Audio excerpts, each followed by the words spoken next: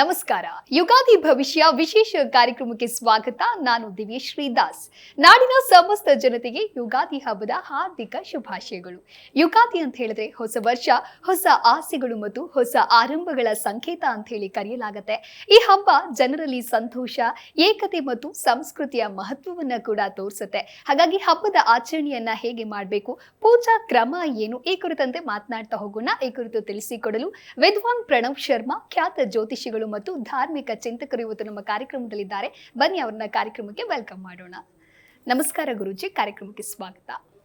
ನಮಸ್ಕಾರ ಗುರುಜಿ, ಮೊದಲನೇದಾಗಿ ಯುಗಾದಿ ಹಬ್ಬದ ಶುಭಾಶಯಗಳು. ನೀವು ತಮಗೂ ಮತ್ತು ಸಿ ನ್ಯೂಸ್ ವಾಹಿನಿಯ ಎಲ್ಲ ವೀಕ್ಷಕರಿಗೂ ಕೂಡ ಯುಗಾದಿ ಹಬ್ಬದ ಶುಭಾಶಯಗಳು. ಗುರುಜಿ, ಇನ್ನು ಯುಗಾದಿ ಹಬ್ಬ ಇವತ್ತು ಆಗಿರೋದ್ರಿಂದ ಎಲ್ಲೆಡೆಯೂ ಕೂಡ ಯುಗಾದಿಯ ಸಂಭ್ರಮ ಮನೆ ಮಾಡಿದೆ. ಬಹಳ ಸಂಭ್ರಮದಿಂದ ಆಚರಣೆಯಲ್ಲಿ ಎಲ್ಲರೂ ಕೂಡ ನಿರತರಾಗಿದ್ದಾರೆ. ಹಾಗಾಗಿ ಯುಗಾದಿ ಹಬ್ಬದ ಆಚರಣೆ ಅಂತ ಹೇಳಿದ್ರೆ ಇದರ ಹಿನ್ನೆಲೆ ಏನು ಅಂತ ತಿಳಿದುಕೊಳ್ಳಲೇಬೇಕಾಗತ್ತೆ. ಹಾಗಾಗಿ ಯುಗಾದಿ ಹಬ್ಬದ ಮಹತ್ವವನ್ನು ನಮ್ಮ ವೀಕ್ಷಕರಿಗಾಗಿ ತಿಳಿಸಿಕೊಡೋದಾದ್ರೆ. ಗುರುಭ್ಯಶ್ಚ ಗ್ರಹೇಭ್ಯಶ್ಚ ಮಯಾ ಬದ್ಧೋಯಮಂಜಲಿ ಪ್ರಸನ್ನ ಮನಸಸ್ತೆ ಮೇ ಸತ್ಯಾಂ ಕುರುವಂತು ಭಾರತಿ. ಪುರಾಣಗಳ ಪ್ರಕಾರ ನಾರದ ಮಹರ್ಷಿಗಳಿಗೆ 60 ಜನ ಮಕ್ಕಳಿರ್ತಾರೆ. ಆ 60 ಜನರ ಮಕ್ಕಳ ಹೆಸರಿನಲ್ಲಿ ಒಂದೊಂದು ಸಂವತ್ಸರಗಳು ಪ್ರಾರಂಭ ಆಗತ್ತೆ. ಅದಕ್ಕೆ ಅವರ ಹೆಸರಲ್ಲಿ ಇರುವಂಥದ್ದು ಒಂದೊಂದು ಸಂವತ್ಸರ. ಪರಾಭವ ಅನ್ನುವಂತಹ ಸಂವತ್ಸರಕ್ಕೆ ನಾವು ಇಂದಿನಿಂದ ಕಾಲಿಟ್ಟಿದ್ದೇವೆ. ಪ್ರಭವ, ವಿಭವ ಇತ್ಯಾದಿ 60 ಸಂವತ್ಸರಗಳು. 60 ಸಂವತ್ಸರಗಳು ಒಂದು ಸೈಕಲ್. ಹೇಗೆ 60 ನಿಮಿಷ ಒಂದು ಗಂಟೆ ಆಗುತ್ತೋ, 60 ಸೆಕೆಂಡ್ ಒಂದು ನಿಮಿಷವಾಗತ್ತೋ, ಹಾಗೆ 60 ಸಂವತ್ಸರಗಳು ಒಂದು ಸೈಕಲ್.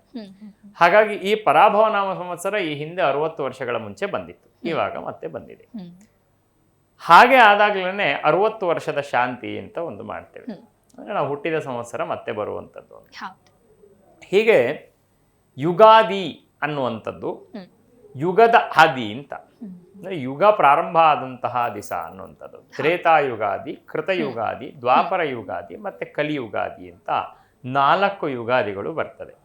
ಅದರಲ್ಲಿ ಪ್ರತಿ ವರ್ಷ ಬರುವಂತಹ ಯುಗಾದಿ ಸಂವತ್ಸರದ ಪ್ರಾರಂಭ. ಆದರೆ ತ್ರೇತಾಯುಗಾದಿ ಯಾವತ್ತು ಪ್ರಾರಂಭ ಆಯಿತು? ಅಕ್ಷಯ ತೃತೀಯದಂದು. ಈ ರೀತಿಯಾಗಿರುವಂತಹ ಒಂದಷ್ಟು ವಿಚಾರಗಳು.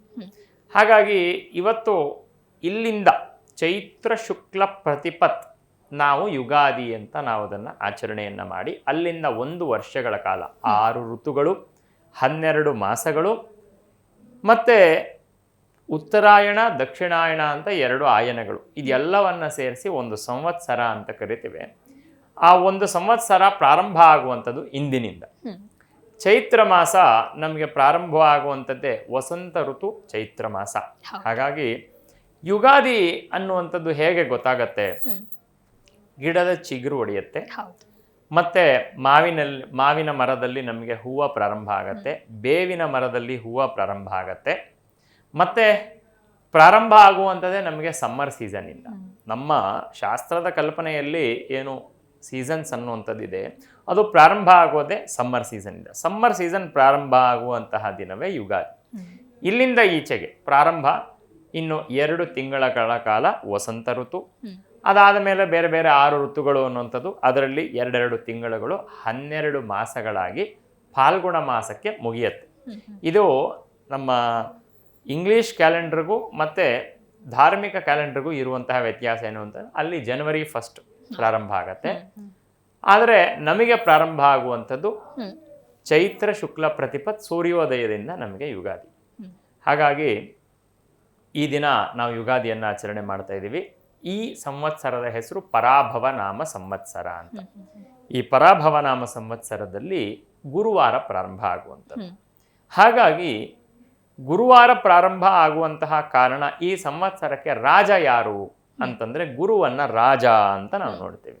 ಗುರು ರಾಜನಾದರೆ ಏನು ಫಲಗಳು ಉಂಟಾಗತ್ತೆ ಅಂತಂದರೆ, ಸತ್ಕಾರ್ಯಗಳನ್ನು ಮಾಡುವಂತಹ ದ್ವಿಜರು, ಅಂದರೆ ಎಲ್ಲ ಯಾರು ಒಳ್ಳೆಯದನ್ನು ಮಾಡುವಂತಹ ಒಂದಷ್ಟು ಮನಸ್ಥಿತಿ ಇದೆಯೋ ಅವರಿಗೆ ಇನ್ನೂ ಹೆಚ್ಚು ಪ್ರೇರಣೆ ಆಗಿ ಒಳ್ಳೆ ಕರ್ಮಾನುಷ್ಠಾನ, ಧರ್ಮಾನುಷ್ಠಾನ, ಒಳ್ಳೆ ರೀತಿಯಾಗಿರುವಂತಹ ಕೆಲಸಗಳು, ಧರ್ಮಕ್ಕೆ ಪೂರಕವಾಗಿರುವಂತಹ, ಅಂದರೆ ಅಧರ್ಮದ ಕೆಲಸಗಳಲ್ಲದೆ ಧರ್ಮದ ಕೆಲಸಗಳನ್ನು ಮಾಡುವಂತಹ ಒಂದು ಮನಸ್ಥಿತಿ ಪ್ರಜೆಗಳಲ್ಲಿ ಉಂಟಾಗತ್ತೆ ಅಂತ. ಪ್ರಜೆಗಳು ಆರೋಗ್ಯವಂತರಾಗಿರ್ತಾರೆ, ಒಳ್ಳೆಯ ಮಳೆ, ಧಾನ್ಯಗಳು ಇತ್ಯಾದಿಗಳು ಹೇರಳವಾಗಿ ಬೆಳೆಯುವಂತಹ ಒಂದು ಯೋಗ ಈ ಗುರು ರಾಜನಾಗಿರೋದ್ರಿಂದ ಸಿಗುವಂಥದ್ದು ಈ ವರ್ಷ.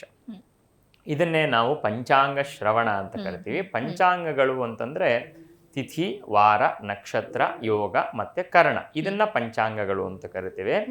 ತಿಥೇಶ್ಚ ಶ್ರೇಯಮಾಪ್ನೋತಿ, ತಿಥಿಯನ್ನ ನಾವು ಶ್ರವಣ ಮಾಡೋದ್ರಿಂದ ಶ್ರೇಯಸ್ಸು ಪ್ರಾಪ್ತವಾಗತ್ತೆ. ವಾರಾದ ಆಯುಷ್ಯವರ್ಧನಂ, ವಾರವನ್ನು ಹೇಳೋದ್ರಿಂದ ಆಯುಷ್ಯ ವರ್ಧಿಸುತ್ತದೆ. ನಕ್ಷತ್ರಾದ್ ಹರತೆ ಪಾಪಂ, ನಕ್ಷತ್ರದ ಶ್ರವಣ ಮಾಡೋದ್ರಿಂದ ನಮ್ಮ ಪಾಪಗಳು ನಿವಾರಣೆ ಆಗತ್ತೆ. ಯೋಗಾದ್ ರೋಗ ನಿವಾರಣಂ, ಯೋಗವನ್ನು ಹೇಳೋದ್ರಿಂದ ರೋಗ ನಿವೃತ್ತಿ ಆಗತ್ತೆ. ಕರ್ಣಾತ್ ಕಾರ್ಯಸಿದ್ಧಿಶ್ಚ, ಕರ್ಣ ತಿಥಿ, ವಾರ, ನಕ್ಷತ್ರ, ಯೋಗ, ಕರ್ಣ. ಕರ್ಣ ಏನು ಅಂತ ತಿಳ್ಕೊಳ್ಳೋದ್ರಿಂದ ನಮ್ಮ ಕಾರ್ಯಗಳು ಸಿದ್ಧಿಯಾಗತ್ತೆ ಅಂತ. ಹಾಗೆ ಈ ಪಂಚಾಂಗ ಶ್ರವಣದ ಫಲ ಅಂತಂದ್ರೆ ಗೋದಾನ ತುಲ್ಯಂ ನೃಣಾಂ, ಗೋವಿನ ದಾನವ ಮಾಡಿದಂತಹ ಒಂದು ಫಲ ನಮಗೆ ಪ್ರಾಪ್ತವಾಗಬೇಕು ಅಂತಂದ್ರೆ ನಾನಾ ಕರ್ಮ ಸುಸಾದರಂ ಸಮುದಿತಂ ಪಂಚಾಂಗಮಾಕರ್ಣ್ಯತಾಂ, ಪಂಚಾಂಗ ಶ್ರವಣ ಮಾಡೋದ್ರಿಂದ ಗಂಗಾ ಸ್ನಾನಾದಿ ವಿಶೇಷ ಪುಣ್ಯ ಫಲಗಳು, ಗೋದಾನವನ್ನ ಮಾಡಿದಂತಹ ಫಲಗಳು ಇತ್ಯಾದಿಗಳು ಪ್ರಾಪ್ತವಾಗತ್ತೆ ಅಂತ ಶಾಸ್ತ್ರ ಕಾಲದ ನಂಬಿಕೆ. ಆದರೆ ಇವತ್ತು ನಾವು 21ನೇ ಶತಮಾನದಲ್ಲಿದ್ದೀವಿ, ಹೀಗೆಲ್ಲ ಆಗತ್ತಾ ಅಂತಂದ್ರೆ ಖಂಡಿತ. ನಮ್ಮ ಜೀವನ ನಿಂತಿರುವಂಥದ್ದು ಹೇಗೆ ಅಂತಂದ್ರೆ ಈ ಪ್ರಕೃತಿ ಯಾವ ರೀತಿಯಾಗಿರುವಂತಹ ವಿಚಾರದಲ್ಲಿ, ಪ್ರಕೃತಿಯಲ್ಲಿ ಆಗು ಹೋಗು ಬದಲಾವಣೆಗಳು ಏನೇನಿದೆ ಅದನ್ನು ತಿಳ್ಕೊಳ್ಳುವಂಥದ್ರ ಮೇಲೆ ನಮ್ಮ ಜೀವನ ನೆಮ್ಮದಿಯಾಗಿರುತ್ತೋ ಇಲ್ಲವೋ ಅನ್ನೋದು ನಿರ್ಧಾರ ಆಗಿರುತ್ತೆ. ಹಾಗಾಗಿ ಪ್ರಕೃತಿಯಲ್ಲಿ ಆಗುವಂತಹ ಬದಲಾವಣೆ ಮನುಷ್ಯರ ಜೀವನದ ಮೇಲೆ ಪರೋಕ್ಷವಾಗಿ ಪರಿಣಾಮವನ್ನು ಉಂಟು ಮಾಡೇ ಮಾಡುತ್ತೆ. ಉದಾಹರಣೆಗೆ ಈಗ ಯುದ್ಧಗಳು ನಡೀತಾ ಇದೆ. ಯುದ್ಧಗಳ ಪರಿಣಾಮ ಅನ್ನೋ ಥರದ್ದು ನಮ್ಮ ನಿಮ್ಮ ಮೇಲೆ ತಟ್ತಾ ಇಲ್ವಾ ಅಂತಂದ್ರೆ ಪೂರ್ಣ ಪ್ರಮಾಣದಲ್ಲಿ ಅಲ್ಲದಿದ್ರೂ ಒಂದು ಹಂತದಲ್ಲಿ ಅದರ ಪರಿಣಾಮ ನಮ್ಮ ನಿಮ್ಮ ಮೇಲೆ ಕೂಡ ಬಂದಿದೆ. ಹಾಗಾಗಿ ಎಲ್ಲೋ ಆಗುವಂತಹ ಮಳೆಯೋ ಎಲ್ಲೋ ಆಗುವಂತಹ ಬೆಳೆಯೋ ನಮ್ಮ ಜೀವನದ ಮೇಲೂ ಕೂಡ ಪರಿಣಾಮವನ್ನು ತಟ್ಟತ್ತೆ. ಯುಗಾದಿಯ ಪ್ರಾರಂಭ, ವರ್ಷದ ಪ್ರಾರಂಭದಲ್ಲಿ ನಮಗೆ ಈ ವರ್ಷ ಯಾವ ರೀತಿಯಾಗಿರುವಂತಹ ಮಳೆ ಬೆಳೆ ಉಂಟಾಗತ್ತೆ ಅನ್ನೋದನ್ನ ತೀರ್ಮಾನ ಮಾಡಿ ಯಾವ ಬೆಳೆಯನ್ನ ಬೆಳೆದ್ರೆ ನಮಗೆ ಅಧಿಕ ಲಾಭ, ಯಾವ ಒಂದು ಮಣ್ಣಿನಲ್ಲಿ ಯಾವ್ಯಾವ ರೀತಿಯಾಗಿರುವಂತಹ ಧಾನ್ಯಗಳು ಹೆಚ್ಚಾಗಿ ವರ್ಧಿಸುತ್ತೆ, ಅದೇ ರೀತಿ ಪಶುಗಳು ಯಾವ ರೀತಿಯಾಗಿರುವಂಥದ್ದು ನಮಗೆ ಈ ವರ್ಷಗಳು ಅನುಕೂಲ. ಯಾಕಂದ್ರೆ ನಮ್ಮ ದೇಶ ನೋಡಿ, ನಮ್ಮ ದೇಶ ಈ ಕೇವಲ ಇವತ್ತು ನಾವೇನು ಜೀವನವನ್ನು ನೋಡ್ತಾ ಇದೀವಿ ಮಾಡರ್ನ್ ಆಗಿರುವಂತಹ ಜೀವನಕ್ಕೆ ಮಾತ್ರ ಸೀಮಿತವಾದದ್ದಲ್ಲ. ಇಲ್ಲಿ ನಮ್ಮ ದೇಶಕ್ಕೆ ಪ್ರಧಾನವಾಗಿರುವಂಥದ್ದು ಅಂತಂದ್ರೆ ಅಗ್ರಿಕಲ್ಚರ್. ಇದೇ ನಮ್ಮ ಸಂಸ್ಕೃತಿ ಆಗಿತ್ತು. ಪಶುಗಳು ಮತ್ತೆ ಅಗ್ರಿಕಲ್ಚರ್ ಅನ್ನುವಂಥದ್ದು ನಮ್ಮ ಜೀವನವೇ ಆಗಿತ್ತು. ಇವಾಗಾದ್ರೂ ನಮಗೆ ಬೇಕಾದಷ್ಟು ಬೇರೆ ಬೇರೆ ಮಾರ್ಗಗಳಿದೆ ಸಂಪಾದನೆಯನ್ನು ಮಾಡಲಿಕ್ಕೆ. ಆದರೆ ಹಿಂದೆ ಇದೆರಡೇ ಆದ ಕಾರಣ ಇದರ ಮೇಲೆ ನಮ್ಮ ಎಲ್ಲ ಶಾಸ್ತ್ರಗಳು ಕೂಡ ಅವಲಂಬಿತವಾಗಿತ್ತು. ಹಾಗಾಗಿ ಇದನ್ನ ತಿಳ್ಕೊಳ್ಳುವಂತಹ ಪರಿಯೇ ಪಂಚಾಂಗ ಶ್ರವಣವಾಗಿ ನಮಗೆ ಸಂಪ್ರದಾಯವಾಗಿ ಬಂತು ಅಂತ ತಿಳ್ಕೊಬೋದಾಗಿದೆ. ಇನ್ನು ಮಂತ್ರಿ ಯಾರಾಗ್ತಾರೆ, ರಾಜಗುರು ಆಗ್ತಾನೆ ಅಂತ ಹೇಳಿದ್ರೆ ಮಂತ್ರಿ ಯಾರಾಗ್ತಾರೆ ಅಂತಂದ್ರೆ ಕುಜ ಮಂತ್ರಿ ಆಗ್ತಾನೆ. ಆದ ಕಾರಣ ಒಂದಷ್ಟು ಅಗ್ನಿಭಯ ಇತ್ಯಾದಿಗಳು ಪ್ರಾರಂಭದಲ್ಲಿ ನಮಗೆ ಕಾಣಸಿಗುತ್ತೆ. ನಮಗೆ ಗೊತ್ತಿರೋ ಹಂಗೆ ಪ್ರಾರಂಭದಲ್ಲೇ ಇನ್ನೂ ಯುದ್ಧಗಳ ಒಂದು ವಾತಾವರಣ. ಕುಜರಾಹು ಸಂಯೋಗದಲ್ಲಿ ಈ ವರ್ಷ ಕುಂಭರಾಶಿಯಲ್ಲಿ ಕುಜರಾಹು ಸಂಯೋಗ ಆದದ್ದೇ ಯುದ್ಧವನ್ನ ಪ್ರಾರಂಭವನ್ನ ಮಾಡಿದ್ದು. ಹಾಗಾಗಿ ಪ್ರಾರಂಭದಲ್ಲಿ ಈ ಒಂದು ವಿಚಾರ ಅನ್ನುವಂಥದ್ದು ಇನ್ನು ಮುಂದುವರಿಯುತ್ತೆ. ನಂತರದಲ್ಲಿ ಎಷ್ಟೇ ಆದರೂ ಗುರು ರಾಜನಾಗಿರುವಂತಹ ಕಾರಣ, ಗುರು ಧರ್ಮಬುದ್ಧಿಯನ್ನು ಪ್ರಚೋದನೆ ಮಾಡುವನಾದ ಕಾರಣ ನಿಜವಾಗ್ಲೂ ಒಂದು ಮಾರ್ಗದರ್ಶನ ಅನ್ನುವಂಥದ್ದು ಎಲ್ಲರಿಗೂ ಉಂಟಾಗಿ ಇದೆಲ್ಲವೂ ಕೂಡ ನಿವೃತ್ತಿಯಾಗುವಂತಹ ಒಂದು ಸಾಧ್ಯತೆ ಅನ್ನುವಂಥದ್ದು ಈ ವರ್ಷದಲ್ಲಿ ಕಾಣುತ್ತೆ. ಮತ್ತೆ ಸೇನೆಗೆ ಅಧಿಪತಿ ಯಾರು? ಚಂದ್ರ, ಮನಸ್ಸಿಗೆ ಕಾರಕ. ಕುಜ ಸೇನೆಗೆ ಅಧಿಪತಿಯಾಗಿದ್ರೆ ಯುದ್ಧ ಇನ್ನೂ ಮುಂದುವರಿಯತ್ತೇನೋ, ಇನ್ನೂ ಇಲ್ಲಿ ಜನಗಳಲ್ಲಿ ಒಂದಷ್ಟು ಸಮಸ್ಯೆಗಳು ಬಡಿದಾಟಗಳು ಹೆಚ್ಚಾಗತ್ತೇನೋ ಅಂತ ಅಂದ್ಕೋಬಹುದು. ಆದರೆ ಸೇನೆಗೆ ಅಧಿಪತಿ ಆಗಿರುವಂಥವನು ಚಂದ್ರ ಆದ ಕಾರಣ ಚಂದ್ರ ಮನಸ್ಸಿಗೆ ಕಾರಕ. ಅಂದ್ರೆ ನಾವು ಮಾಡ್ತಿರೋದು ತಪ್ಪಲ್ವಾ, ಹೀಗೆಲ್ಲ ಮಾಡಬಾರದು ಅನ್ನುವಂತಹ ಮನಸ್ಸು ಕೂಡ ಜನಗಳಲ್ಲಿ ಉಂಟಾಗಿ ಸ್ವಲ್ಪ ಶಾಂತರಾಗಿ ಆಮೇಲೆ ನಂತರದಲ್ಲಿ ಸ್ವಲ್ಪ ರಿಗ್ರೆಟ್ ಮಾಡುವಂತಹ ಒಂದು ಸಾಧ್ಯತೆಗಳು ಅನ್ನುವಂಥದ್ದು ಕೂಡ ಈ ವರ್ಷ ನಮಗೆ ಕಾಣಿಸ್ಬೋದು. ಇನ್ನು ಶುಕ್ರ ಸಸ್ಯಾಧಿಪತಿ, ಸಸ್ಯಗಳಿಗೆ ಅಧಿಪತಿ ಶುಕ್ರನಾಗಿರುವಂತಹ ಕಾರಣ ಸಸ್ಯಗಳು ತುಂಬ ಚೆನ್ನಾಗಿ ವೃದ್ಧಿಯನ್ನು ಹೊಂದತ್ವೆ. ಒಳ್ಳೆ ರೀತಿಯಾಗಿರುವಂತಹ ಸುವೃಷ್ಟಿ ಮಳೆ ಬೆಳೆಗಳು ಅನ್ನುವಂಥದ್ದು ಉಂಟಾಗತ್ವೆ. ಅದರ ಜೊತೆಗೆ ಧಾನ್ಯಗಳು, ವಿಶೇಷವಾಗಿ ಧಾನ್ಯಕ್ಕೆ ಕಾರಕನೂ ಶುಕ್ರನೇ ಆದ ಕಾರಣ ಒಳ್ಳೆ ಧಾನ್ಯಗಳ ವೃದ್ಧಿ ಅನ್ನುವಂಥದ್ದು, ಬೆಳೆಯ ವೃದ್ಧಿ ಅನ್ನುವಂಥದ್ದು, ಹಾಗಾಗಿ ರೈತರಿಗೆ ತುಂಬ ಅದ್ಭುತವಾಗಿರುವಂತಹ ಲಾಭ ಅಂತ ಹೇಳ್ಬೋದು. ಇನ್ನು ರಸಕ್ಕೆ ಅಧಿಪತಿ ರವಿ ಆಗಿರುವಂತಹ, ರಸ ಅಂತಂದ್ರೆ ರಸ ಪದಾರ್ಥಗಳು ಅಂದ್ರೆ ಬೆಲ್ಲ, ಎಣ್ಣೆ ಇತ್ಯಾದಿ ರಸ ಪದಾರ್ಥಗಳು ಅಂತ ಕರಿತೇವೆ. ಮತ್ತೆ ಶ್ರೀಗಂಧ, ಕುಂಕುಮ, ಎಣ್ಣೆ, ಎಳ್ಳು ಇತ್ಯಾದಿ ಪದಾರ್ಥಗಳು ಅನ್ನುವಂಥದ್ದು ನಮಗೆ ಈ ವರ್ಷ ಹೇರಳವಾಗಿ ಬೆಳೆಯುವಂತಹ ಸಾಧ್ಯತೆ. ಹಾಗಾಗಿ ಶ್ರೀಗಂಧದ ಬೆಳೆಗಾರರು ಹೊಸದಾಗಿ ಬೇಕಾದಷ್ಟು ಜನ ಪ್ರಾರಂಭ ಆಗಲಿಕ್ಕೆ ಶುರುವಾಗತ್ತೆ ನಮ್ಮ ದೇಶದಲ್ಲಿ. ಅದರಲ್ಲೂ ವಿಶೇಷವಾಗಿ ದಕ್ಷಿಣ ಭಾರತದಲ್ಲಿ ಇಲ್ಲಿರುವಂತಹ ಮಣ್ಣು, ಇಲ್ಲಿರುವಂತಹ ಒಂದು ವಾತಾವರಣ ಶ್ರೀಗಂಧದ ಬೆಳೆಗೆ ತುಂಬ ಪೂರಕ. ತುಂಬ ಜನ ಇವತ್ತು ಅದನ್ನ ಕಮರ್ಷಿಯಲ್ ಕ್ರಾಪ್ ಆಗಿ ಮಾಡ್ತಿದ್ದಾರೆ. ಈ ವರ್ಷ ಅದು ಜಾಸ್ತಿ ಆಗುವಂತಹ ಸಾಧ್ಯತೆ. ಇನ್ನು ಎಷ್ಟೋ ಕಡೆ ಎಳ್ಳನ್ನು ಬೆಳೆಯುವಂಥದ್ದು ಬಿಟ್ಬಿಟ್ಟಿದ್ರು, ತುಂಬ ಕಡಿಮೆ ಆಗಿತ್ತು. ಅದರಲ್ಲೂ ಕೂಡ ನಮ್ಮ ಉತ್ತರ ಕರ್ನಾಟಕ ಪ್ರಾಂತ್ಯಗಳಲ್ಲಿ ಎಳ್ಳನ್ನು ಬೆಳೀತಿದ್ದಂತಹ ಜಾಗದಲ್ಲೆಲ್ಲ ಕಡಿಮೆ ಆಗಿತ್ತು. ಆದರೆ ಈಗ ಹೇಗಾಗ್ತಿದೆ ಅಂತಂದರೆ ನಿಜವಾದ ಎಣ್ಣೆಗೆ, ಅದರಲ್ಲೂ ಕೂಡ ಕೋಲ್ಡ್ ಪ್ರೆಸ್ಡ್ ಎಣ್ಣೆಗೆ ಡಿಮ್ಯಾಂಡ್ ಜಾಸ್ತಿ ಆಗಿ ಮತ್ತೆ ಆ ಹಳೆಯ ಒಂದು ಕ್ರಾಪ್ಸ್ಗಳ ಕಡೆಗೆ ಜನಗಳು ಮುಖ ಮಾಡಿರುವಂಥದ್ದು ಕೂಡ ಕಾಣಿಸ್ತದೆ. ಹಾಗಾಗಿ ಎಳ್ಳಿನ ಬೆಳೆ ಅನ್ನುವಂಥದ್ದು ಈ ವರ್ಷ ಜಾಸ್ತಿ ಆಗುವಂತಹ ಸಾಧ್ಯತೆ. ಇನ್ನು ಹಳದಿ ಬಣ್ಣದ ಪದಾರ್ಥಗಳು ಅಂದರೆ ಅರಿಶಿನ ಇತ್ಯಾದಿ ಪದಾರ್ಥಗಳೆಲ್ಲವೂ ಕೂಡ ಅದರ ಬೆಲೆ ಅನ್ನುವಂಥದ್ದು ಕಡಿಮೆ ಆಗತ್ತೆ. ಮತ್ತೆ ಪಶುಗಳಿಗೆ, ಕೃಷ್ಣ ಪಶುಗಳಿಗೆ ನಾಯಕ ಆಗಿರುವಂತಹ ಕಾರಣದಿಂದ ಗೋವಿನ ಸಂತತಿ ವೃದ್ಧಿ ಆಗತ್ತೆ. ಗೋವಿಗಳಿಗೆ ಒಳ್ಳೆ ಮೇವು ಸಿಗತ್ತೆ. ಮತ್ತು ಗೋವನ್ನು ಸಾಕ್ತಕ್ಕಂಥವ್ರು ಜಾಸ್ತಿ ಆಗ್ತಾರೆ. ಒಳ್ಳೆ ರೀತಿಯಾಗಿರುವಂತಹ ಒಂದು ಹಾಲನ್ನು ಕೊಡುವಂತಹ ರೀತಿ ಗೋವುಗಳು ಆಗತ್ತೆ. ಇದೆಲ್ಲವೂ ಕೂಡ ಇಡೀ ಪ್ರಕೃತಿಗೆ ಸಂಬಂಧಪಟ್ಟಿರುವಂತಹ ವಿಚಾರ. ಇಡೀ ಸಮಷ್ಟಿಯಲ್ಲಿ ನಮ್ಮ ಒಂದು ದೇಶದ ಮೇಲೆ ಇಷ್ಟು ಪರಿಣಾಮವನ್ನು ಕೊಡುತ್ತೆ. ಹಾಗಾಗಿ ಗೋವಿನ ಮೇಲೆ ಮತ್ತು ಧಾನ್ಯಗಳ ಮೇಲೆ ಆಗುವಂತಹ ಮಳೆ ಮೇಲೆ ನಮ್ಮ ಜೀವನ ಆಧಾರ ಆಗಿದ್ದು. ಹಾಗಾಗಿ ಪಂಚಾಂಗ ಶ್ರವಣದಲ್ಲಿ ಇದನ್ನು ಪ್ರಧಾನವಾಗಿ ಹೇಳುವಂಥದ್ದು. ಸಾಧಾರಣವಾಗಿ ಇದಾದ ನಂತರದಲ್ಲಿ ನಮಗೆ ಜ್ಞಾಪಕ ಬರುವಂಥದ್ದು ಯುಗಾದಿಯ ಹಬ್ಬದ ಆಚರಣೆ ಅನ್ನುವಂಥದ್ದು ತುಂಬ ಮುಖ್ಯ. ಯಾವುದೇ ಹಬ್ಬವನ್ನು ಕೂಡ ನೋಡಿ, ನಮ್ಮಲ್ಲಿ ಒಂದು ಬಟ್ಟೆಯನ್ನು ತಗೊಂಡು ಬಂದರೂ ಕೂಡ ಸುಮ್ಮನೆ ಅದನ್ನು ಹಾಗೆ ಮೈ ಮೇಲೆ ಧಾರಣೆಯನ್ನು ಮಾಡಲ್ಲ. ಅದನ್ನು ಧಾರಣೆ ಮಾಡಲಿಕ್ಕೆ ಒಂದು ವಿಧಿವಿಧಾನವನ್ನು ಆಚರಣೆ ಮಾಡ್ತೀವಿ. ಏನು? ಆ ಬಟ್ಟೆಯನ್ನು ಕಡೆಯದಾಗಿ ದೇವರ ಮುಂದೆ ಇಟ್ಟು ಪ್ರಾರ್ಥನೆಯನ್ನಾದರೂ ಮಾಡ್ತೇವೆ. ಇಲ್ಲಾಂದರೆ ಕನಿಷ್ಠ ಪಕ್ಷ ಒಂದು ಅರಿಶಿನವನ್ನಾದರೂ ಹಚ್ಚಿ ಆಮೇಲೆ ಧಾರಣೆ ಮಾಡ್ತೀವಿ. ಇದರ ಅರ್ಥ ಏನು ಅಂತಂದರೆ ಸಂಸ್ಕಾರ ಅನ್ನುವಂಥದ್ದು ಇಲ್ಲದೆ ಯಾವುದು ನಮ್ಮ ಉಪಯೋಗಕ್ಕೆ ಬರಲ್ಲ ಅಂತ. ಹಾಗೆ ಒಂದು ವರ್ಷವನ್ನು ನಾವು ಪ್ರಾರಂಭ ಮಾಡುವಂಥದ್ದು ಕೂಡ ಒಂದು ರೀತಿ ಸಂಸ್ಕಾರ ಪೂರ್ವಕವಾಗಿ ಮಾಡ್ತೇವೆ. ಅದನ್ನೇ ನಾವು ಆಚರಣೆ ಅಂತ ಕರಿತೇವೆ. ಈ ಆಚರಣೆಯಲ್ಲಿ ಅನೇಕ ಸಂಪ್ರದಾಯಗಳು ನಮಗೆ ಬರುತ್ತೆ. ಮೊದಲನೇ ಸಂಪ್ರದಾಯ ಏನು ಅಂತಂದರೆ, ನಮಗೆ ಗೊತ್ತಿರುವಂತಹ ರೀತಿಯಲ್ಲಿ ಆ ವರ್ಷದ ಪಂಚಾಂಗವನ್ನು ತಂದಿಟ್ಟು ಬೆಳಗ್ಗೆ ಮಂಗಳ ಸ್ನಾನವನ್ನು ಮಾಡಿ, ಅದಾದ ನಂತರದಲ್ಲಿ ದೇವರಿಗೆ ವಿಶೇಷವಾಗಿ ಮಾವಿನ ಒಂದು ಚಿಗುರು ಹಾಕಿ ಮಾಡಿರುವಂತಹ ಮಾವಿನ ಪಚಡಿಯನ್ನು ನೈವೇದ್ಯವನ್ನು ಮಾಡುವಂಥದ್ದು ಕೂಡ, ಪಾನಕವನ್ನು ನೈವೇದ್ಯವನ್ನು ಮಾಡುವಂಥದ್ದು. ಈ ರೀತಿಯಾಗಿ ಒಂದಷ್ಟು ಸಂಪ್ರದಾಯ. ಆಂಧ್ರ ಸಂಪ್ರದಾಯದಲ್ಲಿ ಮಾವಿನ ಪಚಡಿಯನ್ನು ನೈವೇದ್ಯ ಮಾಡ್ತಾರೆ. ಇಲ್ಲಾದರೆ ಕರ್ನಾಟಕದಲ್ಲಾದರೆ ಬೇರೆ ರೀತಿಯಾಗಿ ಮಾಡುವಂತಹ ಸಂಪ್ರದಾಯ. ಹೀಗೆ ಇದನ್ನು ಮಾಡಿ ಆಮೇಲೆ ದೇವರ ಮುಂದೆ ಪಂಚಾಂಗವನ್ನು ಇಟ್ಟು ಪಂಚಾಂಗಕ್ಕೆ ಪೂಜೆಯನ್ನು ಮಾಡಿ ಆಮೇಲೆ ಅಲ್ಲಿ ಬೇವು ಬೆಲ್ಲವನ್ನು ಇಟ್ಟು ಪಂಚಾಂಗ ಶ್ರವಣವನ್ನು ಮಾಡಿ ಹಿರಿಯರ ಕೈಯಿಂದ ಬೇವು ಬೆಲ್ಲವನ್ನು ತೆಗೆದುಕೊಂಡು ಸ್ವೀಕಾರ ಮಾಡಿ ಆಮೇಲೆ ಆ ಬೇವು ಬೆಲ್ಲವನ್ನು ತಿನ್ನುವಂಥದ್ದು ಒಂದು ಸಂಪ್ರದಾಯ. ಯುಗಾದಿ ಹಬ್ಬ ಅಂತ ಹೇಳಿದ್ರೆ ಸಾಮಾನ್ಯವಾಗಿ ಎಲ್ರಿಗೂ ನೆನಪಾಗುವಂಥದ್ದು ಬೇವು ಬೆಲ್ಲ. ಇನ್ನು ಗ್ರಾಮೀಣ ಭಾಗಗಳಲ್ಲಿ ಆಗಿರಬಹುದು ಅಥವಾ ಎಲ್ಲೆಡೆಯೂ ಕೂಡ ಯುಗಾದಿ ಹಬ್ಬ ಅಂತ ಹೇಳಿದ್ರೆ ಚಿಕ್ಕ ಮಕ್ಕಳೆಲ್ಲ ಸೇರಿ ಬೇವು ಬೆಲ್ಲವನ್ನ ಇಡೀ ಮನೆಯವರಿಗಾಗಿರಬಹುದು ಅಥವಾ ಇಡೀ ಊರಿನವರಿಗೂ ಕೂಡ ಹಂಚುವಂತ ಒಂದು ಸಂಪ್ರದಾಯ ಇದೆ. ಸೊ ಇದು ಯಾವ ಒಂದು ಸಂಕೇತವನ್ನು ಸಾರುತ್ತೆ ಗುರುಗಳು? ಒಳ್ಳೆ ಪ್ರಶ್ನೆ. ನೋಡಿ, ಬೇವು ಬೆಲ್ಲ ಅಂದ ತಕ್ಷಣ ನಾನು ಅವಾಗಲೇ ಹೇಳಿದೆ, ಈ ವರ್ಷ ಪ್ರಾರಂಭ ಆಗೋದೆ, ನಮಗೆ ಎಲ್ಲ ವರ್ಷವೂ ಕೂಡ ಪ್ರಾರಂಭ ಆಗುವಂಥದ್ದೇ ಬಿಸಿಲುಗಾಲದಿಂದ. ಬಿಸಿಲುಗಾಲದಲ್ಲಿ ಏನಾಗ್ತದೆ ಅಂತಂದರೆ, ಚಳಿಗಾಲದಲ್ಲಾಗಿರ್ಬೋದು ಬಿಸಿಲುಗಾಲದಲ್ಲಾಗಿರ್ಬೋದು ದೇಹ ಬೇರೆ ಬೇರೆ ರೀತಿಯಾಗಿರುವಂತಹ ಟೆಂಪ್ರೇಚರಿಗೆ ಬಂದಾಗ ಹೊಂದ್ಕೊಳ್ಳಿಕ್ಕೆ ಸ್ವಲ್ಪ ಸಮಯ ತಗೊಳ್ಳುತ್ತೆ. ಅಂದರೆ 2-3 ತಿಂಗಳು ಬಿಸಿಲುಗಾಲಕ್ಕೆ ದೇಹ ಚಳಿಗಾಲದಿಂದ ಬರೋ ಹೊತ್ತಿಗೆ ನಮ್ಮ ದೇಹದಲ್ಲಿ ಅನೇಕ ಅಲರ್ಜಿಗಳು ಉಂಟಾಗುವಂತಹ ಒಂದು ಸಾಧ್ಯತೆ. ಆ ಅಲರ್ಜಿಗಳು ಉಂಟಾಗುವಂಥದ್ದು, ಅದರಿಂದ ಈ ಮೆಡಿಸಿನಲ್ಲಿ ಕೂಡ ಟೈಫಾಯ್ಡ್ ಇತ್ಯಾದಿ ಜಾಸ್ತಿ ಆಗುವಂಥದ್ದು ಬೇಸಿಗೆಯಲ್ಲೇ. 2 ಕಾರಣ. ಒಂದು, ನೀರು ನಮಗೆ ಗೊತ್ತಿರುವಂಥ ರೀತಿ ಸ್ವಲ್ಪ ಕಡಿಮೆ ಆಗ್ತದೆ. ಹಾಗಾಗಿ ಎಲ್ಲೋ ನೀರಿನಲ್ಲಿರುವಂತಹ ಗಲೀಜು ಜನಗಳಿಗೆ ಸೇರುವಂತಹ ಅವಕಾಶಗಳಿರ್ತದೆ. ಅದರ ಜೊತೆಗೆ ಬಿಸಿಲು ಟೆಂಪರೇಚರಿಗೆ ಬೆಳೆಯುವಂತಹ ಒಂದಷ್ಟು ಬ್ಯಾಕ್ಟೀರಿಯಾ ವೃದ್ಧಿ ಆಗುತ್ತೆ. ಅವೆಲ್ಲ ಕೂಡ ಚಳಿಗಾಲದಲ್ಲಿ ಮಲಗಿಬಿಟ್ಟಿರುತ್ತೆ, ಅಂದರೆ ಇನ್ಕ್ಯುಬೇಟ್ ಆಗುವಂಥದ್ದು ಅಂತ. ಈ ಬಿಸಿಲು ಟೆಂಪರೇಚರಲ್ಲಿ ಆಗುವಂತಹ ಬ್ಯಾಕ್ಟೀರಿಯಾಗಳು, ವೈರಸ್ಗಳು ಏನಿದೆ ಅದನ್ನು ಸ್ವಲ್ಪ ನಿಯಂತ್ರಣದಲ್ಲಿ ಇಡಬೇಕು ಅಂತಂದರೆ ಅದಕ್ಕೆ ನಾವು ಬೇವು ಬೆಲ್ಲವನ್ನು ಆಹಾರದಲ್ಲಿ ಸ್ವೀಕಾರ ಮಾಡಬೇಕು ಅಂತ. ಬೇವು ಬೆಲ್ಲದಲ್ಲಿ ಬೇವಿನಲ್ಲಿ ನಮಗೆ ಗೊತ್ತಿರುವಂಥ ರೀತಿ ಆಂಟಿ ಬ್ಯಾಕ್ಟೀರಿಯಲ್ ಪ್ರಾಪರ್ಟೀಸ್ ಅನ್ನುವಂಥದ್ದು ತುಂಬ ಹೆಚ್ಚಾಗಿರುತ್ತೆ. ಅದರಲ್ಲೂ ಕೂಡ ಋತುಭುಕ್ ಅಂತ ಕರಿತೀವಿ. ಋತುನಲ್ಲಿ ಬರುವಂತಹ ವಸ್ತುಗಳು ನಮಗೆ ಸಹಜವಾದ ಔಷಧಿಯೇ.